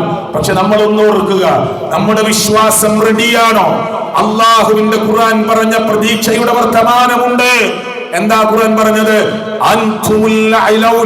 ആര് നിങ്ങളെ കുറിച്ച് എന്തും പറയട്ടെ, എന്തും പ്രചരിപ്പിക്കട്ടെ, ഏതൊക്കെ ആളുകൾ പറയട്ടെ, മുസ്ലിം അല്ലാത്തവർ പറയട്ടെ, മുസ്ലിം പേരിട്ടവർ പറയട്ടെ, നമ്മൾ ഭയപ്പെടേണ്ട. നിങ്ങൾ ഈമാനുള്ളവരാണോ? മുഅ്മിനുകളാണോ? നിങ്ങളാണ് ഏറ്റവും ഉയർന്നവർ, വിവിഐപികൾ. ഖുർആൻ പറഞ്ഞതാ. നമ്മുടെ വിശ്വാസം റെഡിയാണോ? നമ്മളൊന്നിനും ഭയപ്പെടേണ്ട. നമ്മളാണ് വിവിഐപികൾ. പലസ്തീനിന്റെ മണ്ണിൽ കുഞ്ഞുമക്കളോട്, കുരുന്നുമക്കളോട്, സ്ത്രീകളോട് പറയുന്നു, വെടിനിർത്തൽ എല്ലാ നിയമങ്ങളും അതൊക്കെ നോക്കി മനസ്സിലാക്കി ഒപ്പിട്ട് നിർത്തിയിരിക്കുന്നു. തിരിച്ചുപോയവർ ഇങ്ങോട്ട് തന്നെ മടങ്ങി വരുന്നു. ഇവിടെ വിട്ടുപോയവർ തിരിച്ചു വരുന്നു. എല്ലാം ലംഘിച്ച് ഉമ്മയുടെ മുന്നിൽ വെച്ച് പിഞ്ചുമക്കളുടെ നെഞ്ചിലേക്ക് ഒടി ഉതിർക്കുന്നു ജൂതപട്ടാളമാകുന്ന ചതിയന്മാർ. അപ്പോ പൊട്ടിച്ചിരിക്കുന്ന ജൂതായുസത്തോട് ഇസ്ലാം പറയുന്നു, ഖുദ്സ് നിങ്ങളെ ആട്ടിയോടിച്ചിട്ട് ചിരിക്കുന്ന ഒരു ദിവസം വരാനുണ്ട്. അത് അല്ലാഹുവിന്റെ വാഗ്ദാനമാണ്. കളവ് പറയാത്ത മുത്തുനബി സല്ലല്ലാഹു അലൈഹി വസല്ലം ഞങ്ങൾക്ക് തന്ന ഉറപ്പാണ്. ഖുദ്സ് ചിരിക്കാതെ ലോകം അവസാനിക്കില്ല. ഇനി ലോകാടിസ്ഥാനത്തിൽ മുസ്ലിം ഉമ്മത്തിനോട് പറയാനുള്ളത്, നിങ്ങളുടെ വിശ്വാസം റെഡിയാകണം, നിങ്ങളുടെ ജീവിതം റെഡിയാകണം, അയൽപക്ക ബന്ധം റെഡിയാകണം. അവിടെ ജാതിയോ മതമോ വർഗമോ വർണ്ണമോ ഇല്ല. പക്ഷേ നിങ്ങളുടെ അഖീദ റെഡിയാകണം. ആരുടെ മുമ്പിലും നമ്മുടെ ആചാര അനുഷ്ഠാനങ്ങളും വിശ്വാസങ്ങളും അടിയറക്കരുത്. മനുഷ്യ സൗഹാർദ്ദങ്ങളുണ്ട്, മതസൗഹാർദ്ദങ്ങളല്ല. അവിടെ ആചാരം ഇങ്ങോട്ട് കടമെടുക്കുകയില്ല. പിന്നെയോ മനുഷ്യ സൗഹാർദ്ദങ്ങൾ ഊട്ടിയുറപ്പിക്കുക. ജാതിയില്ല, മതമില്ല. അവന്റെ വേദനയെ തിരിച്ചറിയുക. പൊളിഞ്ഞു വീണ് ഒരു പൊളിഞ്ഞു വീണ് പോയിരിക്കുന്ന വീട് നന്നാക്കി കൊടുക്കുന്ന സ്ഥലത്ത് ജാതിയും മതവും വർഗവും ഇല്ല. ഒരു പാവപ്പെട്ട മനുഷ്യനെ ഹോസ്പിറ്റലിൽ എത്തിക്കാൻ ജാതിയും മതവും വർഗവും ഇല്ല. പക്ഷേ നിങ്ങളുടെ വിശ്വാസത്തെ ഒരാളുടെ മുമ്പിലും മടിയറക്കരുത്. എങ്കിൽ നിങ്ങളാണ് ലോകത്തിലെ ഏറ്റവും ഉന്നതന്മാർ.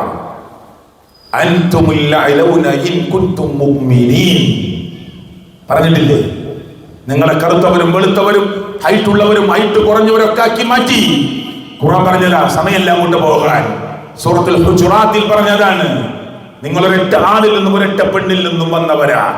ഇവിടെ ആരൊക്കെ ഉണ്ടോ എല്ലാവരുടെയും ബാപ്പ ഒന്നാണ്, എല്ലാവരുടെയും ഉമ്മ ഒന്നാണ്.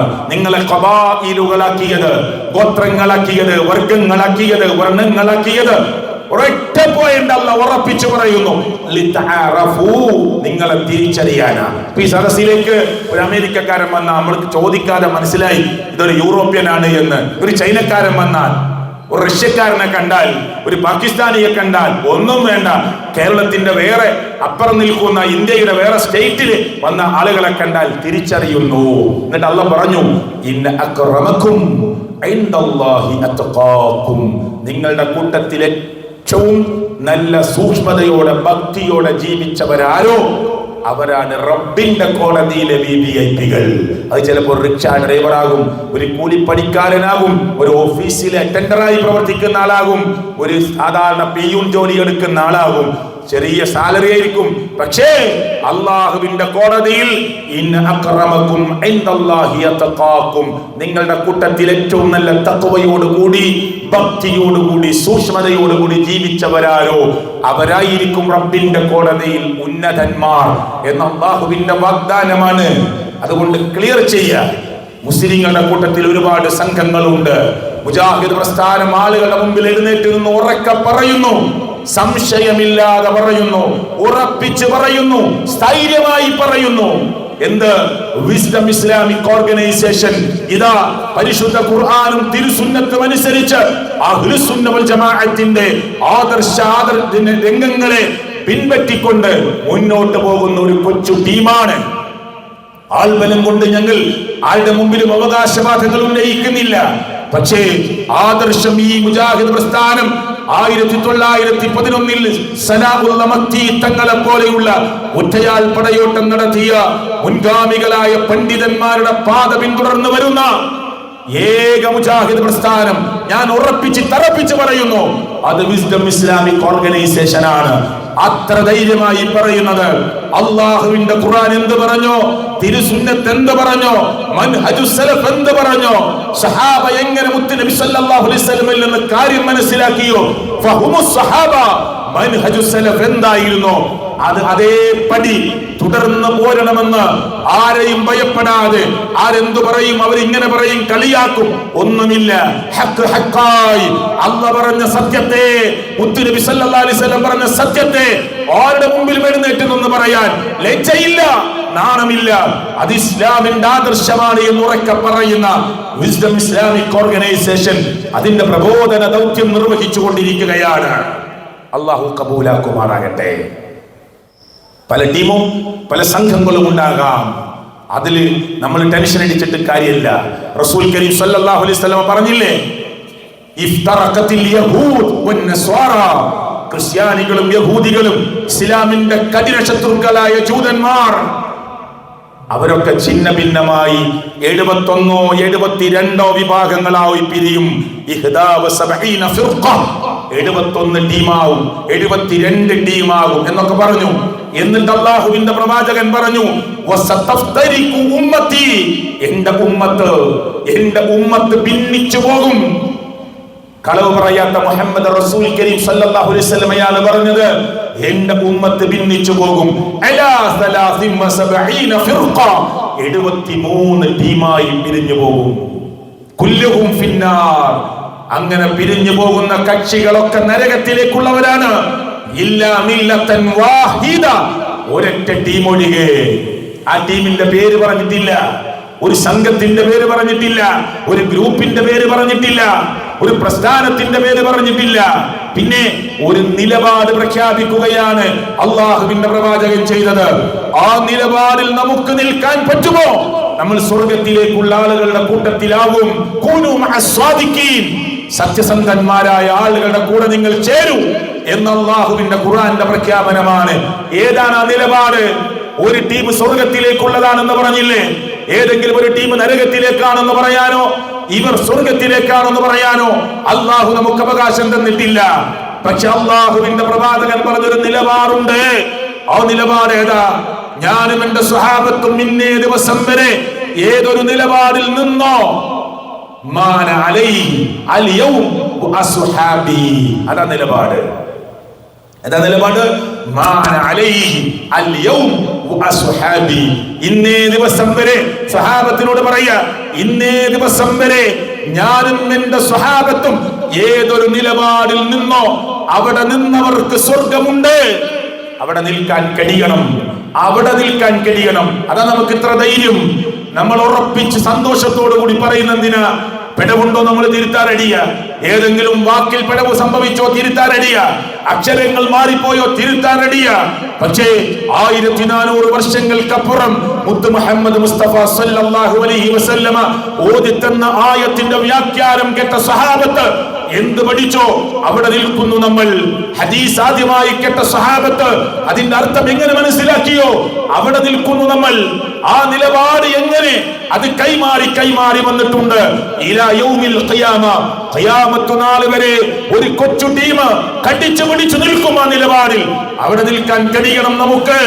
മാന അലൈഹി അൽ യൗം വഅസ്ഹാബി, ഞാനും എന്റെ സ്വഹാബത്തും ഏതൊരു നിലപാടിൽ നിന്നോ അവിടെ നിൽക്കാൻ കഴിയണം. ഖൈറുക്കും ഖർനി, എന്റെ നൂറ്റാണ്ടാണ് ഏറ്റവും നല്ല നൂറ്റാണ്ട്. സുമ്മല്ലദീന യലൂനഹും സുമ്മല്ലദീന യലൂനഹും, പിന്നെ തൊട്ടടുത്ത നൂറ്റാണ്ട്, പിന്നെ തൊട്ടടുത്ത നൂറ്റാണ്ട്. മുസ്ലിങ്ങളെ, ചങ്ങരംകുളത്തി ഓഡിറ്റോറിയത്തിന്റെ ഈ മുറ്റത്ത്, വിശാലമായ മുറ്റത്ത് നിന്ന് ഈ സംസാരം നടത്തുമ്പോ ദൂരെ നിന്ന് അടുത്ത് നിന്ന് ശ്രദ്ധിക്കുന്ന മുസ്ലിങ്ങളെ, വ്യത്യസ്ത സംഘത്തിലും സംഘടനകളിലും പെട്ടവരെ, ശരിക്കും ശ്രദ്ധിച്ചോളൂ. ഞാൻ ചെയ്യുന്ന ഓരോ കർമ്മങ്ങളും ദീനിന്റെ കർമ്മമാണ് എന്ന് പറഞ്ഞ് നടത്തുന്ന ഓരോ കർമ്മങ്ങളും എങ്ങനെ? ഖൈറുക്കും ഖർനി സുമ്മല്ലദീന യലൂനഹും സുമ്മല്ലദീന യലൂനഹും, ഏറ്റവും നല്ല നൂറ്റാണ്ട് എന്റെ നൂറ്റാണ്ട്, പിന്നെ തൊട്ടടുത്ത നൂറ്റാണ്ട്, പിന്നെ തൊട്ടടുത്ത നൂറ്റാണ്ട്. ആദ്യത്തെ 3 നൂറ്റാണ്ടിൽ ഉള്ളതാണോ എന്ന് പരിശോധിക്കണം. പരിശോധിക്കുമ്പോൾ അറിയാം ഈ പറയുന്ന ഏർപ്പാട്, ഈ ചെയ്യുന്ന ഏർപ്പാട്, ഈ പറയുന്ന വാക്ക്, നമ്മൾ ഉണ്ടാക്കിയ ഈ സ്വലാത്ത്, നമ്മൾ ഈ ചൊല്ലി പറയുന്ന ദിക്റ്, നമ്മൾ ഈ കാട്ടിക്കൂട്ടുന്ന ഏർപ്പാട് ആദ്യത്തെ 3 തലമുറക്കാർക്കറിയാത്തതാണ്. എങ്കിൽ എനിക്കും വേണ്ട. സഹാബത്തെടുത്ത ദീന് മതി, സഹാബത്തെടുത്ത ദീന് മതി, മുത്തുനബി പഠിപ്പിച്ച ദീന് മതി, സ്വഹാബത്തിനറിയുന്ന ദീന് മതി. അല്ലേ? അടുത്തൊരു ചെറുവാടിയിൽ, ഏറ്റവും ചെറിയൊരു ഉദാഹരണം പറയാം ഞാൻ. ചെറുവാടിയിൽ ഈ മുജാഹിദ് പ്രസ്ഥാനവും സമസ്തയും നടന്ന ഒരു സംവാദം നിങ്ങൾ ശ്രദ്ധിച്ചിരുന്നോ? എന്താണ് ആ വിഷയം? നബിദിനാഘോഷം ഇസ്ലാമികമാണോ എന്ന വിഷയത്തിൽ ഞാൻ ഇവിടേക്ക് ഡെപ്തായി കിടക്കാനല്ല, ഒരു ഉദാഹരണം നിങ്ങളെ ബോധിപ്പിക്കാനാ.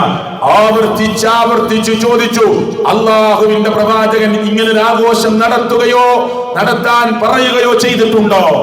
മുത്തുനബിയുടെ ഭാര്യമാർ ആരെങ്കിലും പറഞ്ഞിട്ടുണ്ടോ, ചെയ്തിട്ടുണ്ടോ? 1 ലക്ഷത്തോളം വരുന്ന സഹാബികളുടെ കൂട്ടത്തിൽ നിന്ന് ആരെങ്കിലും ചെയ്തോ, പറയുകയോ ചെയ്തോ?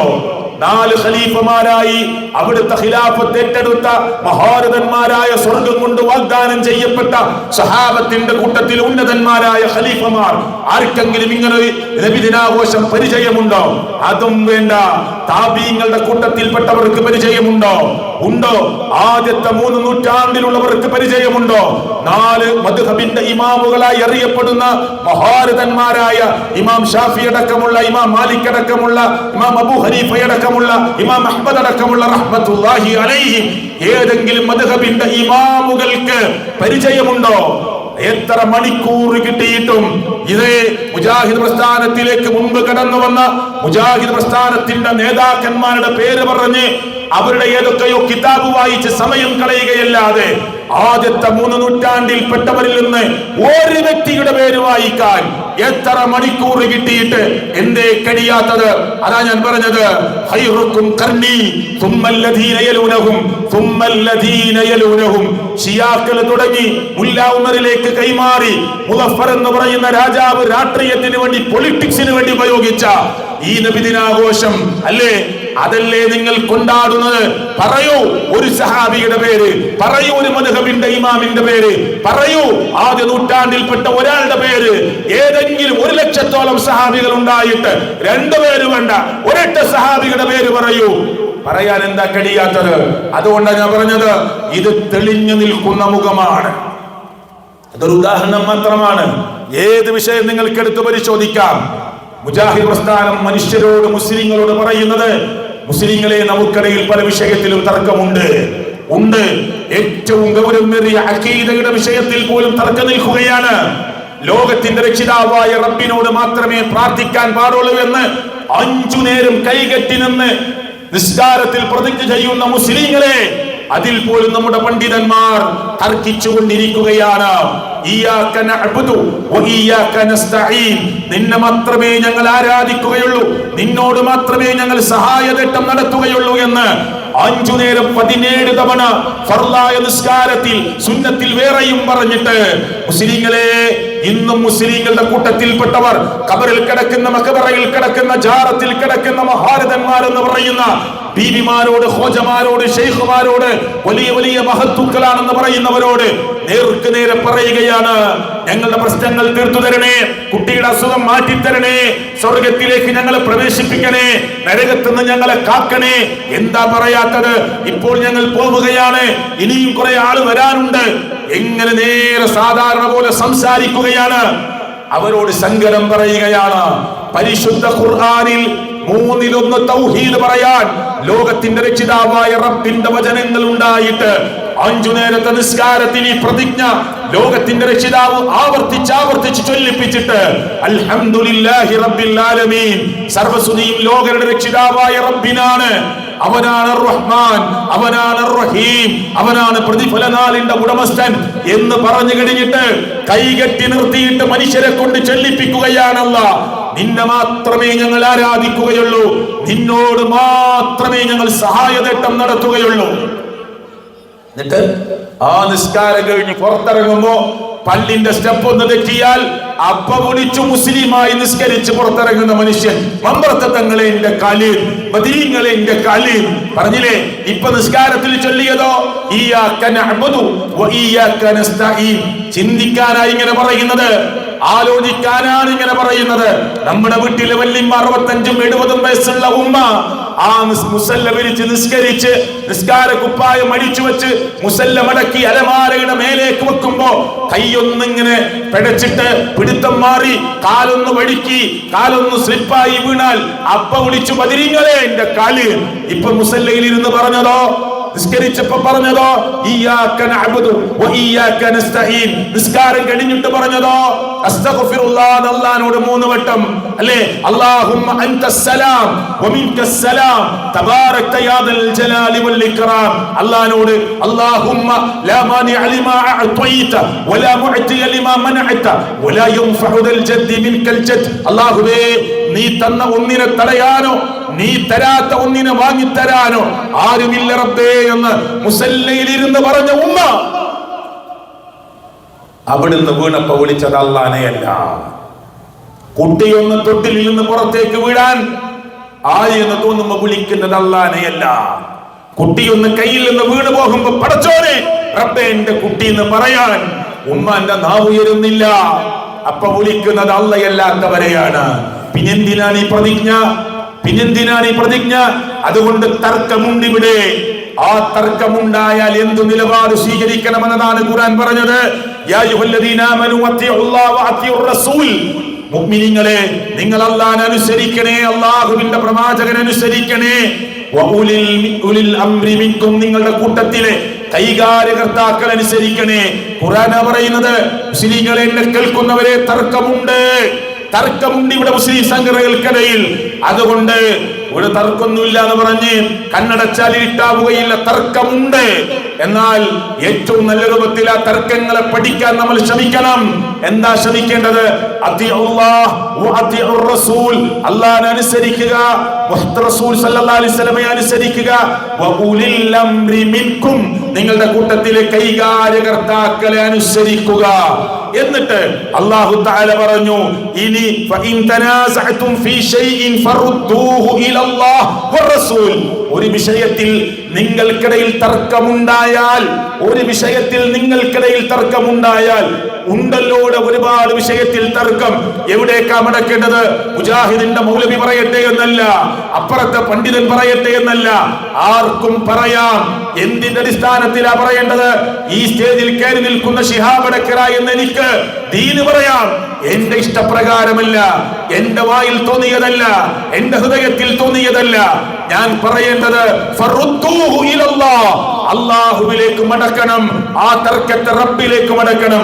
എങ്ങനെ റബ്ബിലേക്ക് മടക്കും? അവന്റെ കലാമുണ്ട് ഇവിടെ. ലോകം അവസാനിക്കുന്നത് വരെ നിലനിൽക്കുന്ന, ഒരാൾക്കും ഒന്നും വെട്ടിമാറ്റാനാവാത്ത, ചേർക്കാനാവാത്ത, ഒരു വളച്ചൊടിക്കലും നടത്താനാവാത്ത അല്ലാഹുവിന്റെ ഖുർആനുണ്ട് ഇവിടെ. കലാമുല്ലാഹിൽ മുനസ്സൽ അലാ മുഹമ്മദിൻ സല്ലല്ലാഹു അലൈഹി വസല്ലം ബിവാസിതത്തി ജിബ്രീൽ എന്ന് ഡെഫിനിഷൻ നൽകുന്ന, നിർവചനം നൽകുന്ന അല്ലാഹുവിന്റെ ഖുർആനുണ്ട് ഇവിടെ. ആ ഖുർആനിലേക്ക് മടക്കണം. എല്ലാ വിഷയത്തിന്റെയും വിശദാംശങ്ങൾ ഖുർആനിൽ കിട്ടുകയില്ല. ചിലത് സൂചനയായിരിക്കും, ചിലത് വിശദീകരിച്ച് പറഞ്ഞിട്ടുണ്ടാകും. അതുകൊണ്ട് ഫറുദ്ദൂഹു ഇലല്ലാഹ് വറസൂൽ. രണ്ടാമത് അല്ലാഹു തആല പറഞ്ഞു റസൂലിലേക്ക് മടക്കണം, മുത്തുനബിയിലേക്ക് മടക്കണം. ഉണ്ട് ഇവിടെ അല്ലാഹുവിന്റെ പ്രവാചകന്റെ കൽപ്പനകളോ സമ്മതങ്ങളോ ഖൗലുകളോ ഫിഅലുകളോ ആയി ഹദീസിൽ എല്ലാ വിഷയത്തിലും മറുപടിയുണ്ട്. അവിടേക്ക് മടങ്ങണം. നമുക്കത് മനസ്സിലായില്ലേ? അതിന് മുൻഗാമികളായ അഹ്ലുസുന്ന വൽ ജമാഅത്തിന്റെ മുൻഗാമികളായ സലഫുകളിൽപ്പെട്ട പണ്ഡിതന്മാർ അതിനെ വ്യാഖ്യാനിച്ച് വിശദീകരിച്ച് തന്നത് കിതാബിൽ കിടക്കുന്നുണ്ട്. അവിടേക്ക് മടങ്ങണം. ഇലല്ലാഹ് വറസൂൽ, അല്ലാഹുവിലേക്ക് മടങ്ങുക, അല്ലാഹുവിന്റെ പ്രവാചകനിലേക്ക് മടങ്ങുക. അപ്പൊ തർക്കം തീരും. ഈ ചങ്ങരംകുളത്തെ ഈ ഓഡിറ്റോറിയത്തിന്റെ മുറ്റത്തിരിക്കുന്നവർ അങ്ങനെ സംശയം തീർത്തും കേട്ടും അറിഞ്ഞും വന്നവരാ. ജന്മന ഒരു സലഫി കുടുംബത്തിൽ ജനിച്ചു വീണവരല്ല. സംസാരിക്കുന്ന ഞാൻ പോലും അങ്ങനെയുള്ളൊരു കുടുംബത്തിൽ ജനിച്ചതല്ല. കേട്ടും അറിഞ്ഞും ഈ ദീൻ മനസ്സിലാക്കി ഖുർആനിലേക്ക് മടങ്ങാൻ തീരുമാനിച്ചതാ, സുന്നത്തിലേക്ക് മടങ്ങാൻ തീരുമാനിച്ചതാ. അപ്പൊ പ്രശ്നം തീരും. ഏറ്റവും ഗൗരവമായ, ഏറ്റവും മിനിമം തൗഹീദിന്റെ മേഖലയെങ്കിലും പ്രിയപ്പെട്ടവരെ, പ്രാർത്ഥനകളും നേർച്ചകളും വഴിപാടുകളും അർച്ചനകളും റബ്ബിലേക്കല്ലാതെ കൊടുക്കുകയില്ല, തിരിച്ചുകൊടുക്കുകയില്ല എന്ന് തീരുമാനിക്കാൻ അല്ലാഹ് എത്ര ഉദാഹരണങ്ങളാ. ഒരൊറ്റ ആയത്തിന്റെ ഭാഗം മാത്രം ഞാൻ പറയട്ടെ. ലഹു ദഅവത്തുൽ ഹഖ്, യഥാർത്ഥ ദുആ, യഥാർത്ഥ പ്രാർത്ഥന അത് അല്ലാഹുവിനുള്ളതാണ്. വല്ലദീന യദ്ഊന മിൻ ദൂനിഹി ലാ യസ്തജീബൂന ലഹും ബിശൈ ഇല്ലാ കബാസതി കഫൈഹി ഇലൽ മാ ലിയബ്ലുഗ ഫാ വമാ ഹുവ ബിബാലിഗിഹി. ഖുർആൻ എത്ര വ്യക്തമായിട്ടാ പറഞ്ഞത്. അല്ലാഹയല്ലാത്തവരോട് പ്രാർത്ഥിക്കുന്നവന്റെ ഉപമ. മുസ്ലിങ്ങളെ ദൂരെ നിന്ന് കേൾക്കുന്നവരെ ശ്രദ്ധിച്ചു കേട്ടോളൂ. ഖുർആൻ പറയാ, റബ്ബല്ലാത്ത ആളുകളോട് പ്രാർത്ഥിക്കുന്നവരുടെ ഉപമ ഏതുപോലെയാണ്? വെള്ളമുള്ള സ്ഥലത്തേക്ക് കൈനീട്ടി വെള്ളം വായിലെത്താൻ ആഗ്രഹിച്ചവനെ പോലെയാണ്. മനസ്സിലായില്ലേ? വെള്ളമുള്ള സ്ഥലത്തേക്ക് കൈനീട്ടി, വെള്ളം കോരാൻ ബക്കറ്റോ കപ്പോ സംവിധാനങ്ങളൊന്നുമില്ല. വെള്ളം 5 മീറ്റർ താഴെയുണ്ട്. നമ്മൾ മേലെ നിന്നിട്ട് ഇങ്ങനെ നീട്ടി കൈ വെള്ളം വായിലെത്തണമെന്ന് ആഗ്രഹിച്ചു. അല്ലയാണ് പറയുന്നത് ഇവരുടെ ഉപമ ഇല്ലാ കബാസിതി കഫൈഹി ഇലൽ മാ, വെള്ളത്തിലേക്ക് കൈ നീട്ടിയവനെ പോലെയാണ്. എന്തിനാ കൈ നീട്ടിയത്? ലിയബ്ലുഗ ഫാ, വായിൽ വെള്ളമെത്താനാണ്. അല്ലാഹു മറുപടിയും പറഞ്ഞു, വമാ ഹുവ ബിബാലിഗ്ഹി, അവന്റെ വായിൽ വെള്ളമെത്തുകയില്ല. ഇതുപോലെയാണ് റബ്ബല്ലാത്ത ആളുകളോട് നിങ്ങൾ ദുആ ചെയ്താൽ ഒന്ന് ദുആ കേൾക്കുകയില്ല. ലാ യസ്മഉ ദുആഅക്കും, നിങ്ങളുടെ ദുആ അവർ കേൾക്കുകയില്ല. വാദത്തിന് വേണ്ടി കേട്ടും സമ്മതിച്ചാൽ മസ്തജാബു ലക്കും, ഉത്തരം തരികയില്ല. അവരെന്നാ ഉയർത്തെഴുന്നേൽപ്പ്, ഈ ഖബറിൽ കിടക്കുന്ന ആളുകളുടെ ഉയർത്തെഴുന്നേൽപ്പെന്ന അതുപോലും അവർക്ക് തിരിച്ചറിയുകയില്ല.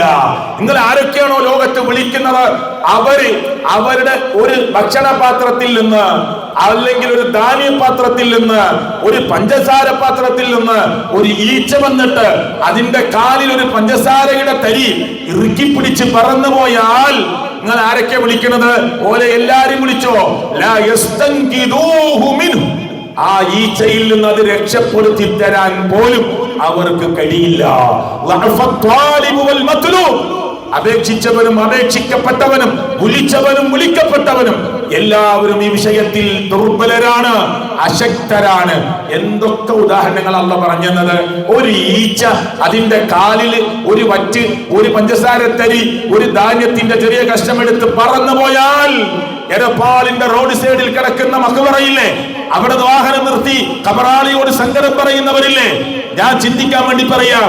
ഒരു പഞ്ചസാരത്തരി ഈച്ച കാലിൽ ഇറുക്കി പിടിച്ച് പറന്നു പോയാൽ അവിടെ ചെന്ന് പറഞ്ഞാൽ, ലോകത്തുള്ള മുഴുവൻ ആളുകളോട് പറഞ്ഞാലും ലാ യസ്തൻകിദൂഹു മിൻഹു, ഇല്ല കൂട്ടരെ, രക്ഷപ്പെടുത്തി തരാൻ, അത് തിരിച്ചു വാങ്ങി തരാൻ കഴിയില്ല. അല്ലാഹു പറഞ്ഞതാ. അവർക്ക് പോലും അറിയില്ല ഞങ്ങളുടെ ഉയർത്തെഴുന്നേൽപ്പ് എന്നാണ്. നാളെ പരലോകത്ത് ചെല്ലുമ്പോൾ ലോകത്തെ ഏറ്റവും കൂടുതൽ ആളുകൾ വിളിച്ചതാരെയാണ്? ഈസാ നബി അലൈഹി സ്വലാത്തു വസ്സലാമിനെയാണ്. ഈസാ നബി അലൈഹി സ്വലാത്തു വസ്സലാം പറയും, പടച്ചോനെ എനിക്കറിയില്ലട്ടോ, ഞാൻ പിന്നെ അവരോട് തൗഹീദാണ് പറഞ്ഞു കൊടുത്തത്, നിന്നെ മാത്രം ആരാധിക്കണമെന്നാണ് പറഞ്ഞു കൊടുത്തത്. അത് ബൈബിളിൽ ഇപ്പോഴും കിടക്കുന്നുണ്ട്. മനുഷ്യന്റെ കൈകടത്തലുകളൊക്കെ നടന്നിട്ടും പുറപ്പാട് പുസ്തകം വായിച്ച കാണാം, ഇസ്രായേലരെ കേൾപ്പാം, എന്റെയും നിങ്ങളുടെയും കർത്താവ് ഏക കർത്താവ്. ഈസാ നബി പറഞ്ഞു കൊടുക്കുക, ഏക കർത്താവ്, പൂർണ്ണ മനസ്സോടെ പൂർണ്ണ ഹൃദയത്തോടെ അവൻ ആരാധിക്കണേ, അവനെ വണങ്ങണേ. ഈ തൗഹീദ റബ്ബേ ഞാൻ പറഞ്ഞു കൊടുത്തത് എനിക്കറിയില്ല. ഒഴിഞ്ഞു മാറും. ഒരു നബിമാരും സമ്മതിക്കില്ല, ഒരു ഔലിയാക്കന്മാരും സമ്മതിക്കില്ല, ഒരു സിദ്ദീഖുകളും സമ്മതിക്കില്ല, ഒരു ശുഹദാക്കളും സമ്മതിക്കില്ല. അവർ ഇതിന് എതിരാകും നാളെ പരലോകത്ത്. ഇതാ ഖുർആൻ പറഞ്ഞത്. എന്നിട്ടും മനുഷ്യരെന്താണ് പ്രിയപ്പെട്ടവരെ ഈ ഏർപ്പാടിന് പോയിക്കൊണ്ടിരിക്കുന്നത്?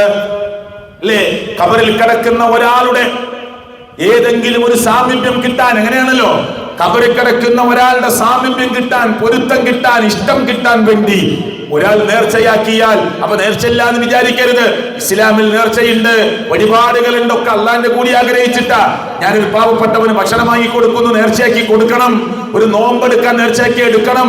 ഒരു ഭക്ഷണം ഇന്നാക്ക് കൊടുക്കാൻ നേർച്ചയാക്കിയാൽ കൊടുക്കണം. അതിലൊന്നും തർക്കമില്ല. ഒരു ഇന്നതിന് വേണ്ടി ചെയ്യാൻ തീരുമാനിച്ച് നേർച്ചയാക്കിയാൽ ആ നേർച്ച വളരെ വലിയ ഗൗരവമുള്ള കാര്യമാണ്.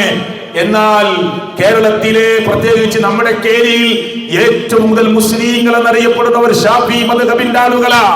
ആ ഷാഫി മദ്ഹബിലെ പണ്ഡിതന്മാര് പറയുകയാണ്, ഒരു നേർച്ച നിങ്ങൾ ചെയ്യുമ്പോ ഈ ഖബറിൽ കിടക്കുന്നവനെ അദ്ദേഹത്തിന്റെ തഖർറുബ് കിട്ടാൻ, പൊരുത്തം കിട്ടാൻ, നമ്മളൊക്കെ പാപികളാണ്, നമ്മളൊക്കെ ദോഷികളാണ്, നമ്മൾ എത്രയോ അല്ലാഹുവിൽ നിന്ന് അകന്നവരാണ്. ഈ ഖബറിൽ കിടക്കുന്ന മഹാത്മാവ്, ബീവിയാകട്ടെ, ശൈഖാകട്ടെ, ഹോജയാകട്ടെ, ആരാകട്ടെ, വലിയ റബ്ബിലേക്ക് അടുത്തവരാണ് എന്ന നിലക്ക് അവരിൽ നിന്ന് തഖർറുബ് പ്രതീക്ഷിച്ചുകൊണ്ട്, നോക്കൂ ഞാൻ വായിക്കാം, ഷാഫി മദ്ഹബ് പറയുകയാണ്, വഇൻ ഖുസിദ ബിഹാദൻ നദിരി, ഈ നേർച്ച കൊണ്ട് ഒരാൾ ലക്ഷ്യമാക്കിയത് അത്തഖർറുബ്, ഒരു സാമീപ്യമാണ്, ഒരു പൊരുത്തമാണ്, ഒരു അടുപ്പമാണ്. ആരുടെ? ലിമൻ ഫിൽ ഖബരി, ഖബറിൽ കിടക്കുന്നവന്റെ പൊരുത്തമാണ് ഒരാൾ ലക്ഷ്യമാക്കിയതെങ്കിൽ, ഈ ഖബറിൽ കിടക്കുന്നവന്റെ അടുപ്പമാണ് ഒരാൾ ലക്ഷ്യമാക്കിയതെങ്കിൽ അവന്റെ നേർച്ച ബത്വല, ബാത്തിലാണ്, വെറുതെയായി പോയി. എന്നിട്ട് കാരണം കൂടി പറഞ്ഞു തരികയാണ്. ആ പൊരുത്തം, ആ ഇഷ്ടം, ആ അടുപ്പം ആഗ്രഹിക്കേണ്ടത്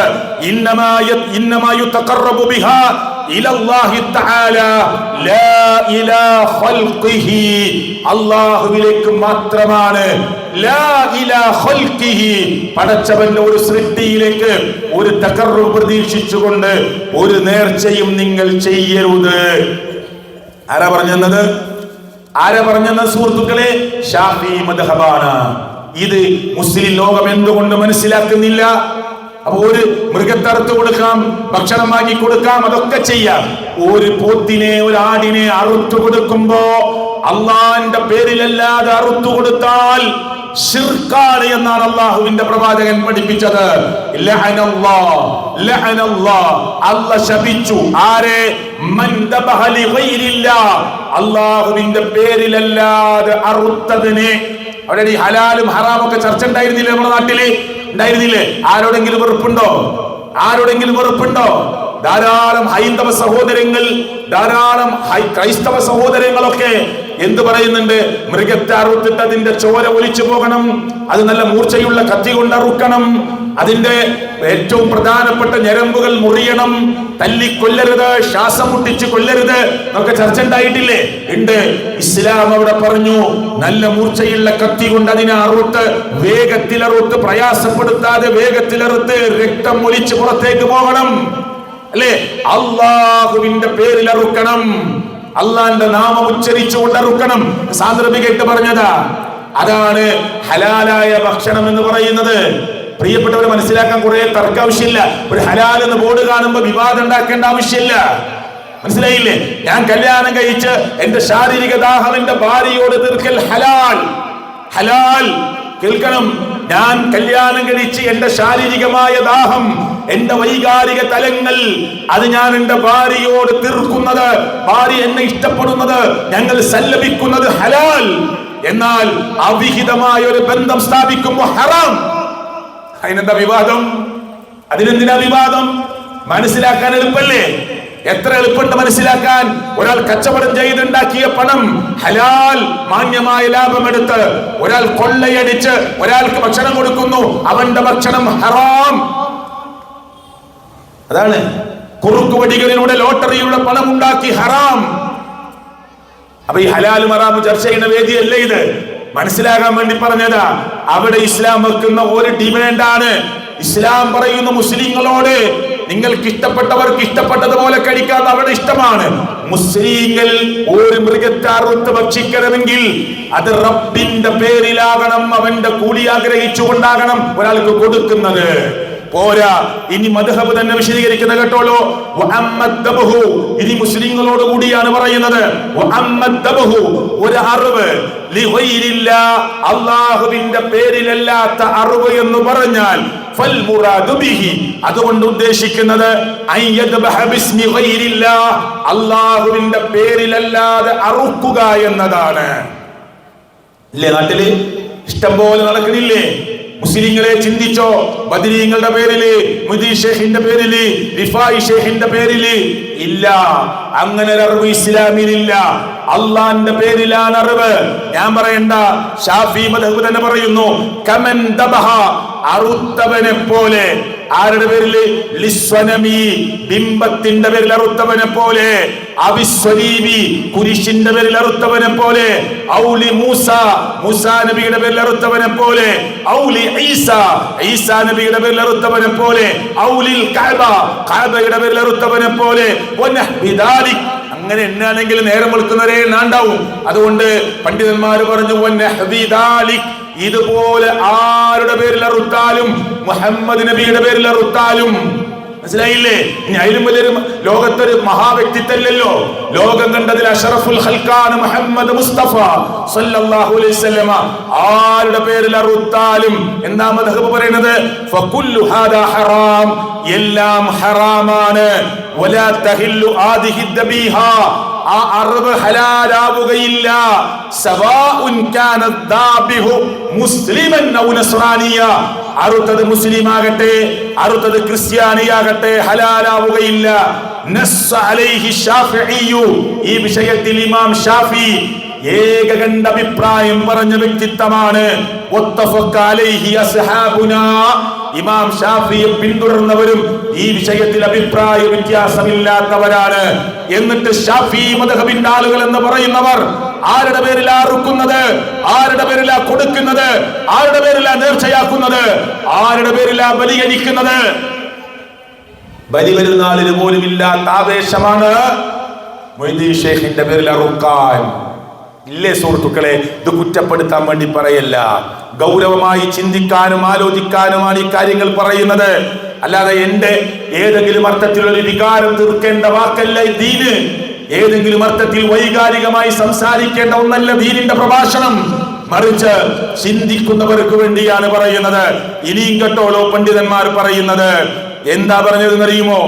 ഈ വിഷയത്തിൽ ഏതെങ്കിലും ഒരു മുസ്ലിം റബ്ബിന്റെ പേരിൽ അല്ലാതെ അറുത്താൽ, പണ്ഡിതന്മാർ അഭിപ്രായം ഷാഫി മദ്ഹബ് കേട്ടോളൂ, ഖാലൽ ഉലമ, ഉലമാക്കൾ പറഞ്ഞിട്ടുണ്ട്, ലൗ ദബഹ മുസ്ലിമുൻ ദബീഹ, ഒരു മുസ്ലിമായി അറിയപ്പെടുന്ന ഒരാൾ ഒരു അറിവ് നടത്തി, വഖസദ, എന്നിട്ട് അറിവ് കൊണ്ട് അയാൾ ലക്ഷ്യം വെച്ചത്, ബിദബിഹിഹ, ആ അറിവ് കൊണ്ട് അയാൾ ലക്ഷ്യം വെച്ചത് അത്തഖറുബ ബിഹാ ഇലാ ഗൈരില്ലാ, അല്ലാഹുവിലേക്കല്ലാതെ മറ്റു പലരിലേക്കുമാണ് അയാൾ തഖറുബ് പ്രതീക്ഷിച്ചുകൊണ്ട്, അടുപ്പം പ്രതീക്ഷിച്ചുകൊണ്ട് ഒരു ബലികർമ്മം നടത്തിയത്.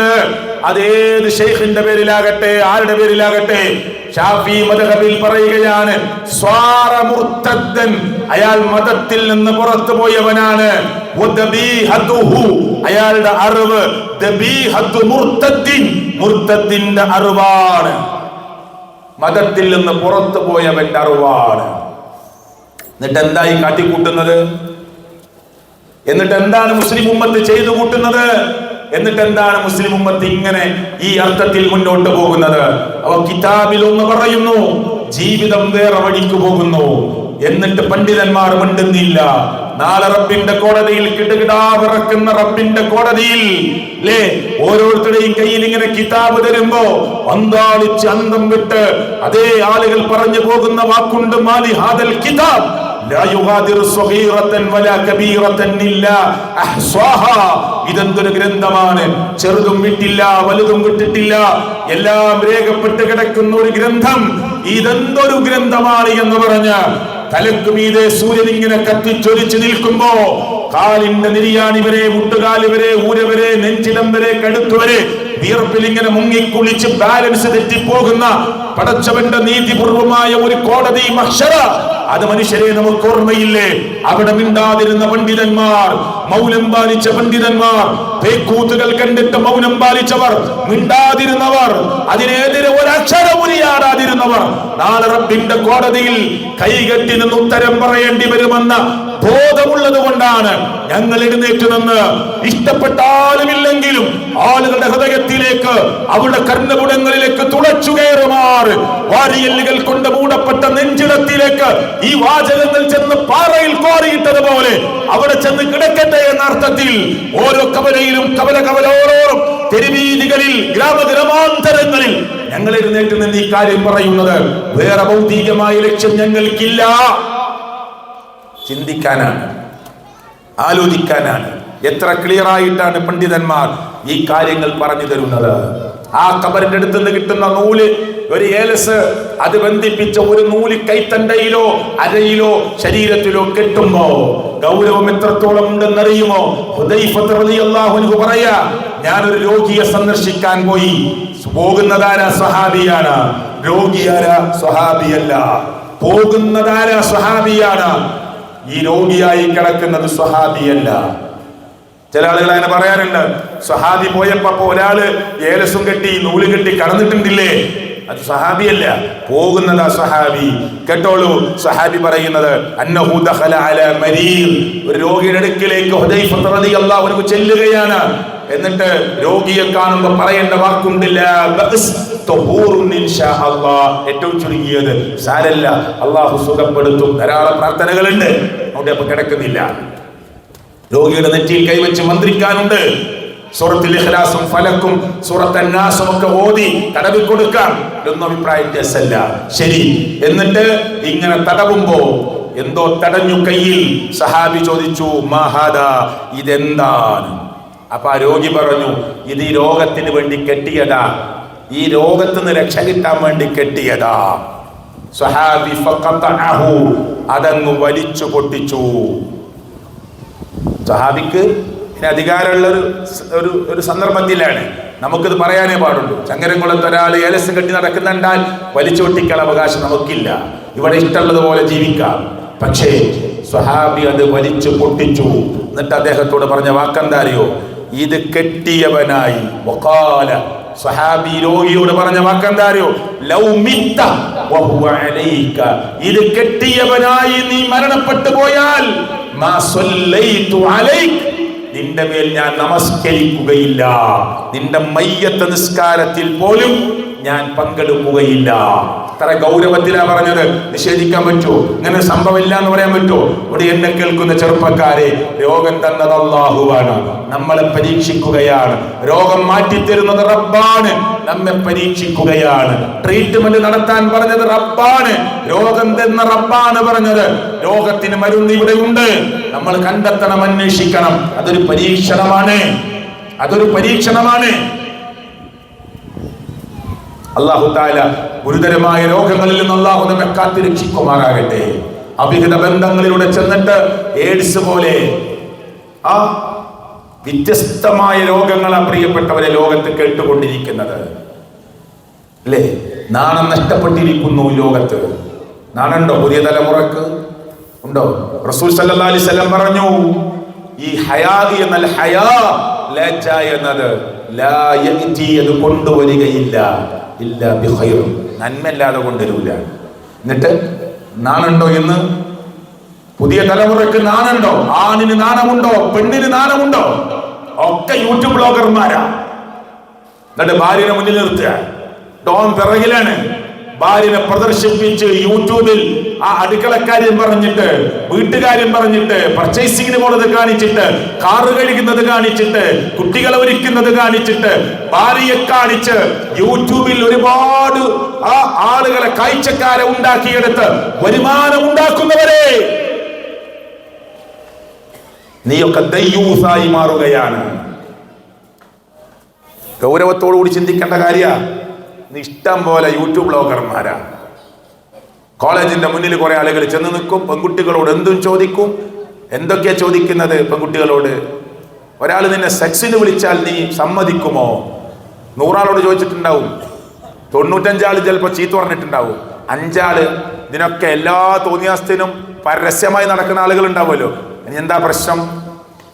ആളെ കണ്ടിട്ട് പറയാം, എനിക്ക് പ്രശ്നമില്ല, ഞാൻ അങ്ങനെ വിചാരിക്കുന്ന ആളാണ്. ഇതൊക്കെയാണ് ഇപ്പം ഇതിങ്ങനെ ഫേസ്ബുക്കിൽ പോസ്റ്റ് ചെയ്യുക. ഇത് മറ്റുള്ള കുട്ടികൾ പറയാണ്, എല്ലാവരും ഇങ്ങനെയല്ലേ, ഇപ്പൊ നമ്മൾ മാത്രം പോലെ കർശനായി നിന്നിട്ട് കാര്യമില്ല. ഇത് ഉണ്ടാക്കിയെടുക്കാനുള്ള ഈ ലിബറൽ വാദികളുടെ ഹിഡൻ അജണ്ടയാണത്. നാണുണ്ടോ സമൂഹത്തിന്? ഉണ്ടോ? നെരിയാണിക്ക് മേലെ ഒരാൾ പാന്റ് എടുത്താല് എന്താ പറയാ അറിയോ? എന്താ വെള്ളപ്പൊക്കണ്ടോ? എന്താ റോഡിൽ വെള്ളമുണ്ടോ? കളിയാക്കുന്ന ആളുകളാ. ഒരു സിനിമാ നടി കുറച്ച് പാന്റ് ഒന്ന് ഉയർത്തി ഒരു കാലിൽ ഒരു ചരട് എത്തിയപ്പോഴോ ഇപ്പൊ എന്താ വെള്ളപ്പൊക്കണ്ടോ? റോഡില് ഉണ്ടോ? കളിയാക്കുന്ന ആളുകളോട് തിരിച്ചു വയ്ക്കുക, ഇപ്പൊ എന്താ റോഡിൽ വെള്ളമുണ്ടോ? കോളേജിലേക്ക് പോകുന്ന വഴിയിൽ വെള്ളമുണ്ടോ? പെൺകുട്ടികളൊക്കെ മുട്ടിന്റെയും നെരിയാനിന്റെ ഇടയിലാ പാന്റ്, എന്നിട്ട് ഒരു ചരട് കാലിൽ കെട്ടി. മുസ്ലിം ഉമ്മത്തിൽ പിറന്നവർ പോലും, തലയിൽ ഷാളായി തട്ടമിട്ടവർ പോലും കാലിന്റെ ഈ പകുതി ഭാഗം, മുട്ടിനുതായ പകുതി ഭാഗം കാണുന്ന വിധത്തിൽ പാന്റ് ഉയർത്തി വെച്ച് കാലിൽ ചരടും കെട്ടി നടക്കുന്നു. അള്ളാഹുവിന്റെ കൽപ്പന അവർക്ക് പ്രശ്നമല്ല, മുത്തുനബിയുടെ കൽപ്പന അവർക്ക് പ്രശ്നമല്ല. അവരുടെ റോൾ മോഡൽ അള്ളാഹുവിന്റെ പ്രവാചകനല്ല, അവിടുത്തെ സ്വഹാബ വനിതകളല്ല, മുഅ്മിനുകളുടെ മുഅ്മിനാത്തുകളുടെ ഉമ്മമാരായ മുത്തുനബിയുടെ പ്രിയപ്പെട്ട പത്നിമാരല്ല. ഏതോ സീരിയൽ നടി, ഏതോ സിനിമ നടി ഒരൊറ്റ സിനിമയിൽ കാണിച്ചു കൊടുത്ത വേഷം അത് സ്വീകരിക്കാൻ റെഡിയാ. റെഡിയല്ലേ? ഇത്ര പെട്ടെന്നാ മാറുന്നത്. ചെറുപ്പക്കാരുടെ ഹെയർ സ്റ്റൈൽ ആരാ തീരുമാനിക്കണത്? അല്ല പറഞ്ഞിട്ടുണ്ട്, നിങ്ങൾ മുടി ക്രോപ്പ് ചെയ്യരുത്. നബിയിലൂടെ പഠിപ്പിച്ച ഹദീസാ, മുടികൾ ക്രോപ്പ് ചെയ്യരുത്. ഇങ്ങനെ ഒരു ഭാഗം മാത്രം ചേർത്തെടുക്കുക, ബാക്കി ഭാഗം ഉയർന്നു നിൽക്കുക. അങ്ങനെ മുടി നിങ്ങൾ ക്രോപ്പ് ചെയ്യരുതെന്ന് ഹദീസിൽ വന്നതാ. എന്നാൽ സിനിമ നടൻ കാണിച്ചാലോ മുസ്ലിങ്ങൾ പള്ളിക്ക് വരെ അങ്ങനെ പിന്നെ വരിക. ഒരു പ്രശ്നമല്ല. ഓന്റെ റോൾ മോഡൽ ആരാ? ഞാൻ ആരെ പേരും പറയുന്നില്ല. അവരവരുടെ റോൾ മോഡൽ. അള്ളാന്റെ കൽപ്പനക്ക് വിലയില്ല. സിനിമ നടൻ നെരിയാണിക്ക് മേലെ പാൻറ് എടുത്താൽ ഉടുക്കാൻ റെഡിയാ. സിനിമ നടൻ എത്ര വീതിയുള്ള, അവൻ ഇഷ്ടപ്പെടുന്ന സെലിബ്രിറ്റി ഇത്ര വീതിയുള്ള പാൻറ് എടുത്താൽ ഉടുക്കാൻ അവൻ റെഡിയാ. ചുരുക്കി കുപ്പായം പാൻറിന്റെ ഒപ്പം നിൽക്കുന്ന ഷർട്ടാണ് ഓന്റെ ഇഷ്ടപ്പെട്ട നടനിട്ടതെങ്കിൽ നാളെ മുതൽ വെട്ടാണ് ഷർട്ട്. എത്ര പെട്ടെന്നാ മാറുന്നത്. ഇനി എന്ത് മദ്രസ മുസ്ലിം ഉമ്മത്തെ നമ്മൾ പഠിച്ചത്? എന്ത് ദീനാ നമ്മൾ പഠിച്ചത്? ഏത് മതത്തിന്റെ അനുയായികളാ നമ്മൾ?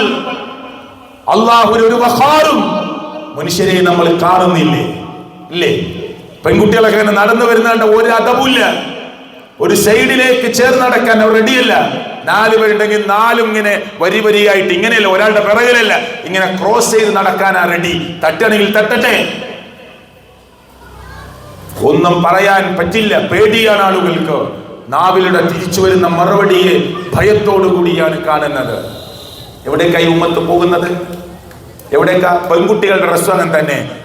നല്ലൊരു ഓപ്പൺ ഇല്ലാത്തൊരു ചുരിദാർ, മുട്ടിലിതായി നിൽക്കുന്ന നല്ല ഒരു ടോപ്പുള്ള ചുരിദാറൊക്കെ ഒന്ന് അന്വേഷിച്ച് നോക്ക്. നിങ്ങൾ ടെക്സ്റ്റൈൽസ് പോയിട്ട് കിട്ടാൻ പണിയാ, പ്രയാസ. തെരഞ്ഞു കുഴങ്ങും. അവിടുത്തോല് പറയും ഇതൊക്കെ മാറിയിട്ടുണ്ട് മോഡല്. നിങ്ങൾ ഈ ലോകത്തൊന്നുമല്ലേ, ഇതൊക്കെ മോഡല് പോയി. പിന്നെ ഇപ്പോഴത്തെ മോഡൽ എന്താ? നല്ല ജീൻസ്, നല്ല പാൻറ്, കുപ്പായം.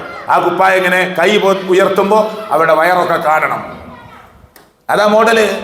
വലിയ എന്നിട്ട് തലയിൽ തട്ടം ചുറ്റിയ വയറ് കാണിച്ചു കൊടുത്തിട്ട് തലയിൽ തട്ടം ചുറ്റിയ ഇതാ മോഡല്. കാസിയാത്തുൻ ആരിയാത്തുൻ മുമിലാത്തുൻ മായിലാത്തുൻ റൂസുഹുന്ന കഅസ്ലിമത്തിൽ ബുഖ്തിൽ മായില ലാ യദ്ഖുൽനൽ ജന്ന വലാ യജ്ദിന റീഹഹാ. മുഹമ്മദ് മുസ്തഫ സല്ലല്ലാഹു അലൈഹി വസല്ലം പറഞ്ഞതാ. ചില സ്ത്രീകളുണ്ട്, അവർ വസ്ത്രം അണിഞ്ഞിട്ടും അണിയാത്തവരെ പോലെയാണ്, കുപ്പായ ഇട്ടിട്ട് ഇടാത്തവരെ പോലെയാണ്. ചിലപ്പോൾ ടൈറ്റ് ആയിരിക്കും, അതല്ലെങ്കിലോ വലിപ്പമില്ലാത്തതായിരിക്കും. പേരിന് കുപ്പായ ഇട്ടിട്ടുണ്ട്, പേരിന് ചുരിദാറുണ്ട്, പക്ഷെ വസ്ത്രം അണിഞ്ഞിട്ടും അണിയാത്തവരെ പോലെയാണ്. പിന്നെ കോസ്മെറ്റിക്കോ, ചുണ്ടൊക്കെ ചോപ്പിച്ച് സദസ്സിൽ വരെ ഉണ്ടാവും ചിലപ്പോ. നഊദുബില്ല.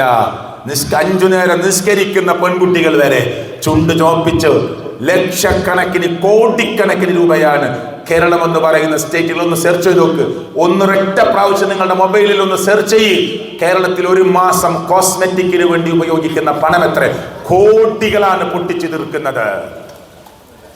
നിസ്കാരമല്ല. കാരണം എന്താ അറിയോ? നേരെ മുഖത്ത് പുട്ടിയിട്ട് വരിക. കല്യാണത്തിന് രാവിലെ ഇറങ്ങിയതാ. ലോഹ് നിസ്കരിക്കാൻ പറ്റൂല, ഒന്നെടുത്ത് അത് ഒലിച്ചു പോകും. അസർ നിസ്കരിക്കാൻ പറ്റൂല, ഒലിച്ചു പോകും. മഗ്‌രിബ് നിസ്കരിക്കാൻ പറ്റൂല, ഒലിച്ചു പോകും. എന്നിട്ട് വീട്ടിൽ ചെന്ന് ഇശാ കഴിഞ്ഞ് കുളിച്ച് ളുഹറും അസറും മഗ്‌രിബും ഇശാവും ഒരുമിച്ച് കൂട്ടിയടിക്കുക. ആര് പഠിപ്പിച്ചതായി ദീന്? ആര് പറഞ്ഞതായി ദീന്? ഇതൊക്കെയാണ് കാണുന്നത്. പറയാൻ മാതാക്കൾക്ക് പോലും അർഹതയില്ല. ഒരു ഭാഗത്ത് ഉമ്മ ഒരുങ്ങുകയാണ്, ചുണ്ട് ചോപ്പിക്കുക, കോസ്മെറ്റിക് സാധനങ്ങൾ ഉപയോഗിക്കുക. ഒരു സ്ത്രീക്ക് ഭർത്താവിനെ സന്തോഷിപ്പിക്കാൻ അതേ സൗന്ദര്യ വസ്തുക്കൾ ഉപയോഗിക്കാം, അത് പുറലോകത്തിന് കാണാനല്ല. ആ സുഗന്ധങ്ങൾ ഉപയോഗിക്കാം, അത് ഭർത്താവിനെ ആസ്വദിക്കാനുള്ളതാണ്. അവർ മാന്യമായ വേഷമണിഞ്ഞിട്ടാ പുറത്തു പോകുന്നത്. കിലുങ്ങുന്ന പാദസരം പോലും നിങ്ങൾ ഉപയോഗിക്കരുതെന്ന് പറയാനുള്ള കാരണം ആ ശബ്ദത്തിന്റെ പേരിൽ മറ്റുള്ളവരുടെ ശ്രദ്ധ അങ്ങോട്ട് വരാതിരിക്കാനാ. ഇതൊക്കെ പറഞ്ഞാൽ ഇതിനെ ക്ലിപ്പാക്കി സോഷ്യൽ മീഡിയയിൽ ആളുകൾ വരും. ഞങ്ങൾക്കറിയാം നിങ്ങൾ ഈ നൂറ്റാണ്ടിൽ ജീവിക്കേണ്ടവരല്ല, 6-ാം നൂറ്റാണ്ടിൽ നിന്ന് വണ്ടി കയറാത്തവരാണ് നിങ്ങൾ. പരിഹസിച്ചോ? ദീനിന്റെ കാര്യം പറയുമ്പോ 6-ാം നൂറ്റാണ്ടിൽ നിന്ന് വണ്ടി കയറാത്തവരായി ഞങ്ങളെ മുദ്ര കുത്തുന്നുവെങ്കിൽ ഞങ്ങൾക്ക് യാതൊരു മടിയുമില്ല. ഇനിയും ഉറക്കെ പറയും ദീനിന്റെ കാര്യം. എന്നിട്ട് കോസ്മെറ്റിക് സാധനങ്ങൾ ഉപയോഗിച്ച് തിരിച്ചറിയാത്ത വിധത്തിലാണ് നടത്തം. ഇബാദത്ത് നഷ്ടപ്പെടുത്തി, ദീന് നഷ്ടപ്പെടുത്തി. ഞാൻ സാന്ദർഭികമായിട്ട് പറഞ്ഞതാ. അറബിൽ നിന്ന് നമ്മൾ അങ്ങോട്ട് പോയത്. ഹലാലും ഹറാമും പറഞ്ഞ സ്ഥലത്ത് ഞാൻ കുറച്ച് അങ്ങോട്ട് പറഞ്ഞു പോയതാ. അള്ളാഹു ചിന്തിക്കുന്ന ആളുകളുടെ കൂട്ടത്തിൽ നമ്മെ ഉൾപ്പെടുത്തുമാറാകട്ടെ. അതുകൊണ്ട് മുസ്ലിങ്ങളെ ഞാൻ ദീർഘിപ്പിക്കാൻ ആഗ്രഹിക്കുന്നില്ല. മുഅ്മിനീങ്ങളെ ഗൗരവമായി ചിന്തിക്കാനായി ഇത് പറയുന്നത്. ഇൻഷാ അല്ലാഹ് നാളെയും മറ്റന്നാളൊക്കെ തുടർച്ചയായി പ്രോഗ്രാം ഉള്ളത് കൊണ്ട് ഓരോരുത്തർക്കും ഓരോ ശൈലിയാണല്ലോ. പതുക്കെ പറയണമെന്ന് വിചാരിച്ചു വന്നതാ, പക്ഷെ അറിയാതെ ഉറക്കെ പറഞ്ഞു പോകും. അതുകൊണ്ട് സഹോദരങ്ങളെ, നിങ്ങളുടെ ദുആയിൽ ഉണ്ടാകണം. അവസാനിക്കുന്നത് വരെ നെറ്റിത്തടം വിയർപ്പ് തുള്ളികളാൽ ദീനീ പ്രബോധന രംഗത്തുറച്ചു നിന്ന് അള്ളാഹുവിന്റെ മാർഗത്തിൽ മരണപ്പെടാൻ നമുക്കൊക്കെ അള്ളാഹു തൗഫീക്ക് നൽകട്ടെ. നിങ്ങൾ ദുആ ചെയ്യണം എല്ലാവർക്കും വേണ്ടി. നമ്മുടെ പ്രബോധകന്മാരിൽ അസുഖമായി കിടക്കുന്നവരുണ്ട്. സംസാരിക്കുന്ന ഞാനടക്കം മരുന്ന് കഴിക്കുന്ന ഒരാളാണ്. അള്ളാഹു ഖൈറാക്കി ഏറ്റവും വേഗത്തിൽ നമ്മുടെ പ്രബോധകന്മാർക്കും പണ്ഡിതന്മാർക്കും സാധാരണക്കാർക്കും ഒക്കെ അള്ളാഹു എല്ലാ വിധത്തിലുള്ള പ്രയാസത്തിൽ നിന്നും അള്ളാഹു എളുപ്പമുണ്ടാക്കി കൊടുക്കുമാറാകട്ടെ. ഇപ്പൊ വിവാദം നടക്കുന്ന ഒരു വിഷയം കൂടി പറഞ്ഞ് ഞാൻ അവസാനിപ്പിക്കുക. എന്താണ്? സ്ത്രീകളുടെ പള്ളിപ്രവേശനം. അപ്പൊ ചർച്ച നടക്കുകയാണ് എല്ലാ സ്ഥലത്തും അല്ലേ? പാണക്കാട്ടിലെ തറവാട്ടിലൊരു കുട്ടി പറഞ്ഞു, ഒരു ചാനലിന്റെ ചർച്ചയിൽ പറഞ്ഞു. എന്താ പറഞ്ഞത്? എന്താണ്ട് മക്കത്തും മദീനത്തൊക്കെ ഇങ്ങനെ സ്ത്രീകൾ വന്നിട്ട് എന്താ കേരളത്തിലെ ഒരു പള്ളിയിലും സ്ത്രീകളെ പ്രവേശിപ്പിക്കാത്തത് നിസ്കരിക്കാൻ? അപ്പൊ ആ പെൺകുട്ടി പറഞ്ഞ മറുപടി എന്താ അറിയോ?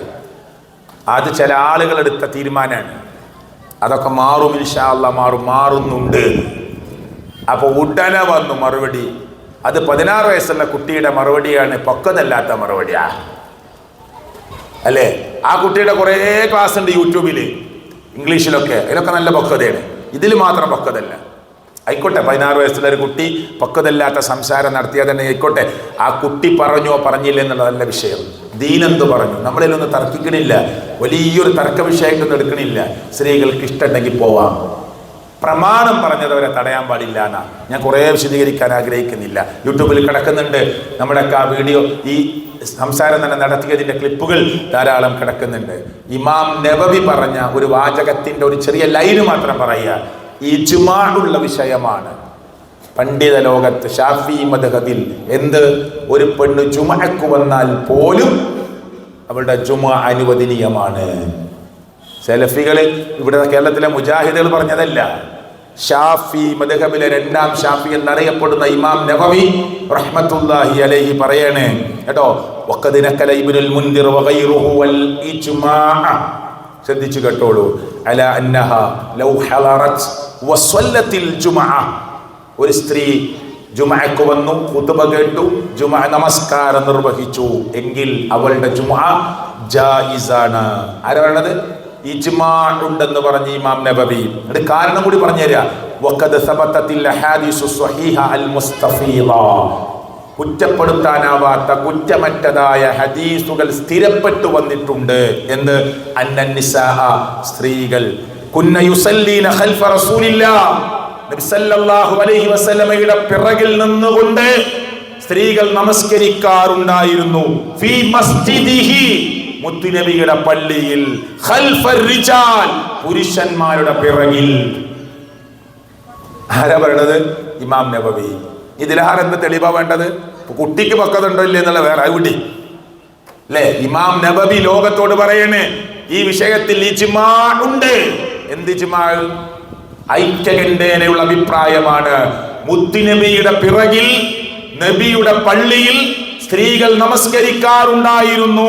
ഖൽഫർ റിജാൽ, പുരുഷന്മാരുടെ പിറകിൽ നിന്നുകൊണ്ട് എന്നത് കുറ്റമറ്റതായ സ്ഥിരപ്പെട്ട സ്വഹീഹായ ഹദീസുകൾ വന്നിട്ടുണ്ട്. അതുകൊണ്ട് സഹോദരിമാരെ, സഹോദരങ്ങളെ, സലഫി പ്രസ്ഥാനം നിങ്ങളുടെ മുമ്പിൽ പറയുന്ന ഓരോ കാര്യത്തിനും രേഖയുള്ളതാണ്. അള്ളാഹു എന്നെയും നിങ്ങളെയും ചിന്തിക്കുന്ന ആളുകളുടെ കൂട്ടത്തിൽ ഉൾപ്പെടുത്തുമാറാകട്ടെ. ഇൻഷാ അല്ലാഹ് മറ്റു സമയത്ത് നമുക്ക് വീണ്ടും സംസാരിക്കാം. ഒരായത്ത് ഓർമ്മപ്പെടുത്തി എൻ്റെ സംസാരത്തെ ഞാൻ അവസാനിപ്പിക്കുന്നു.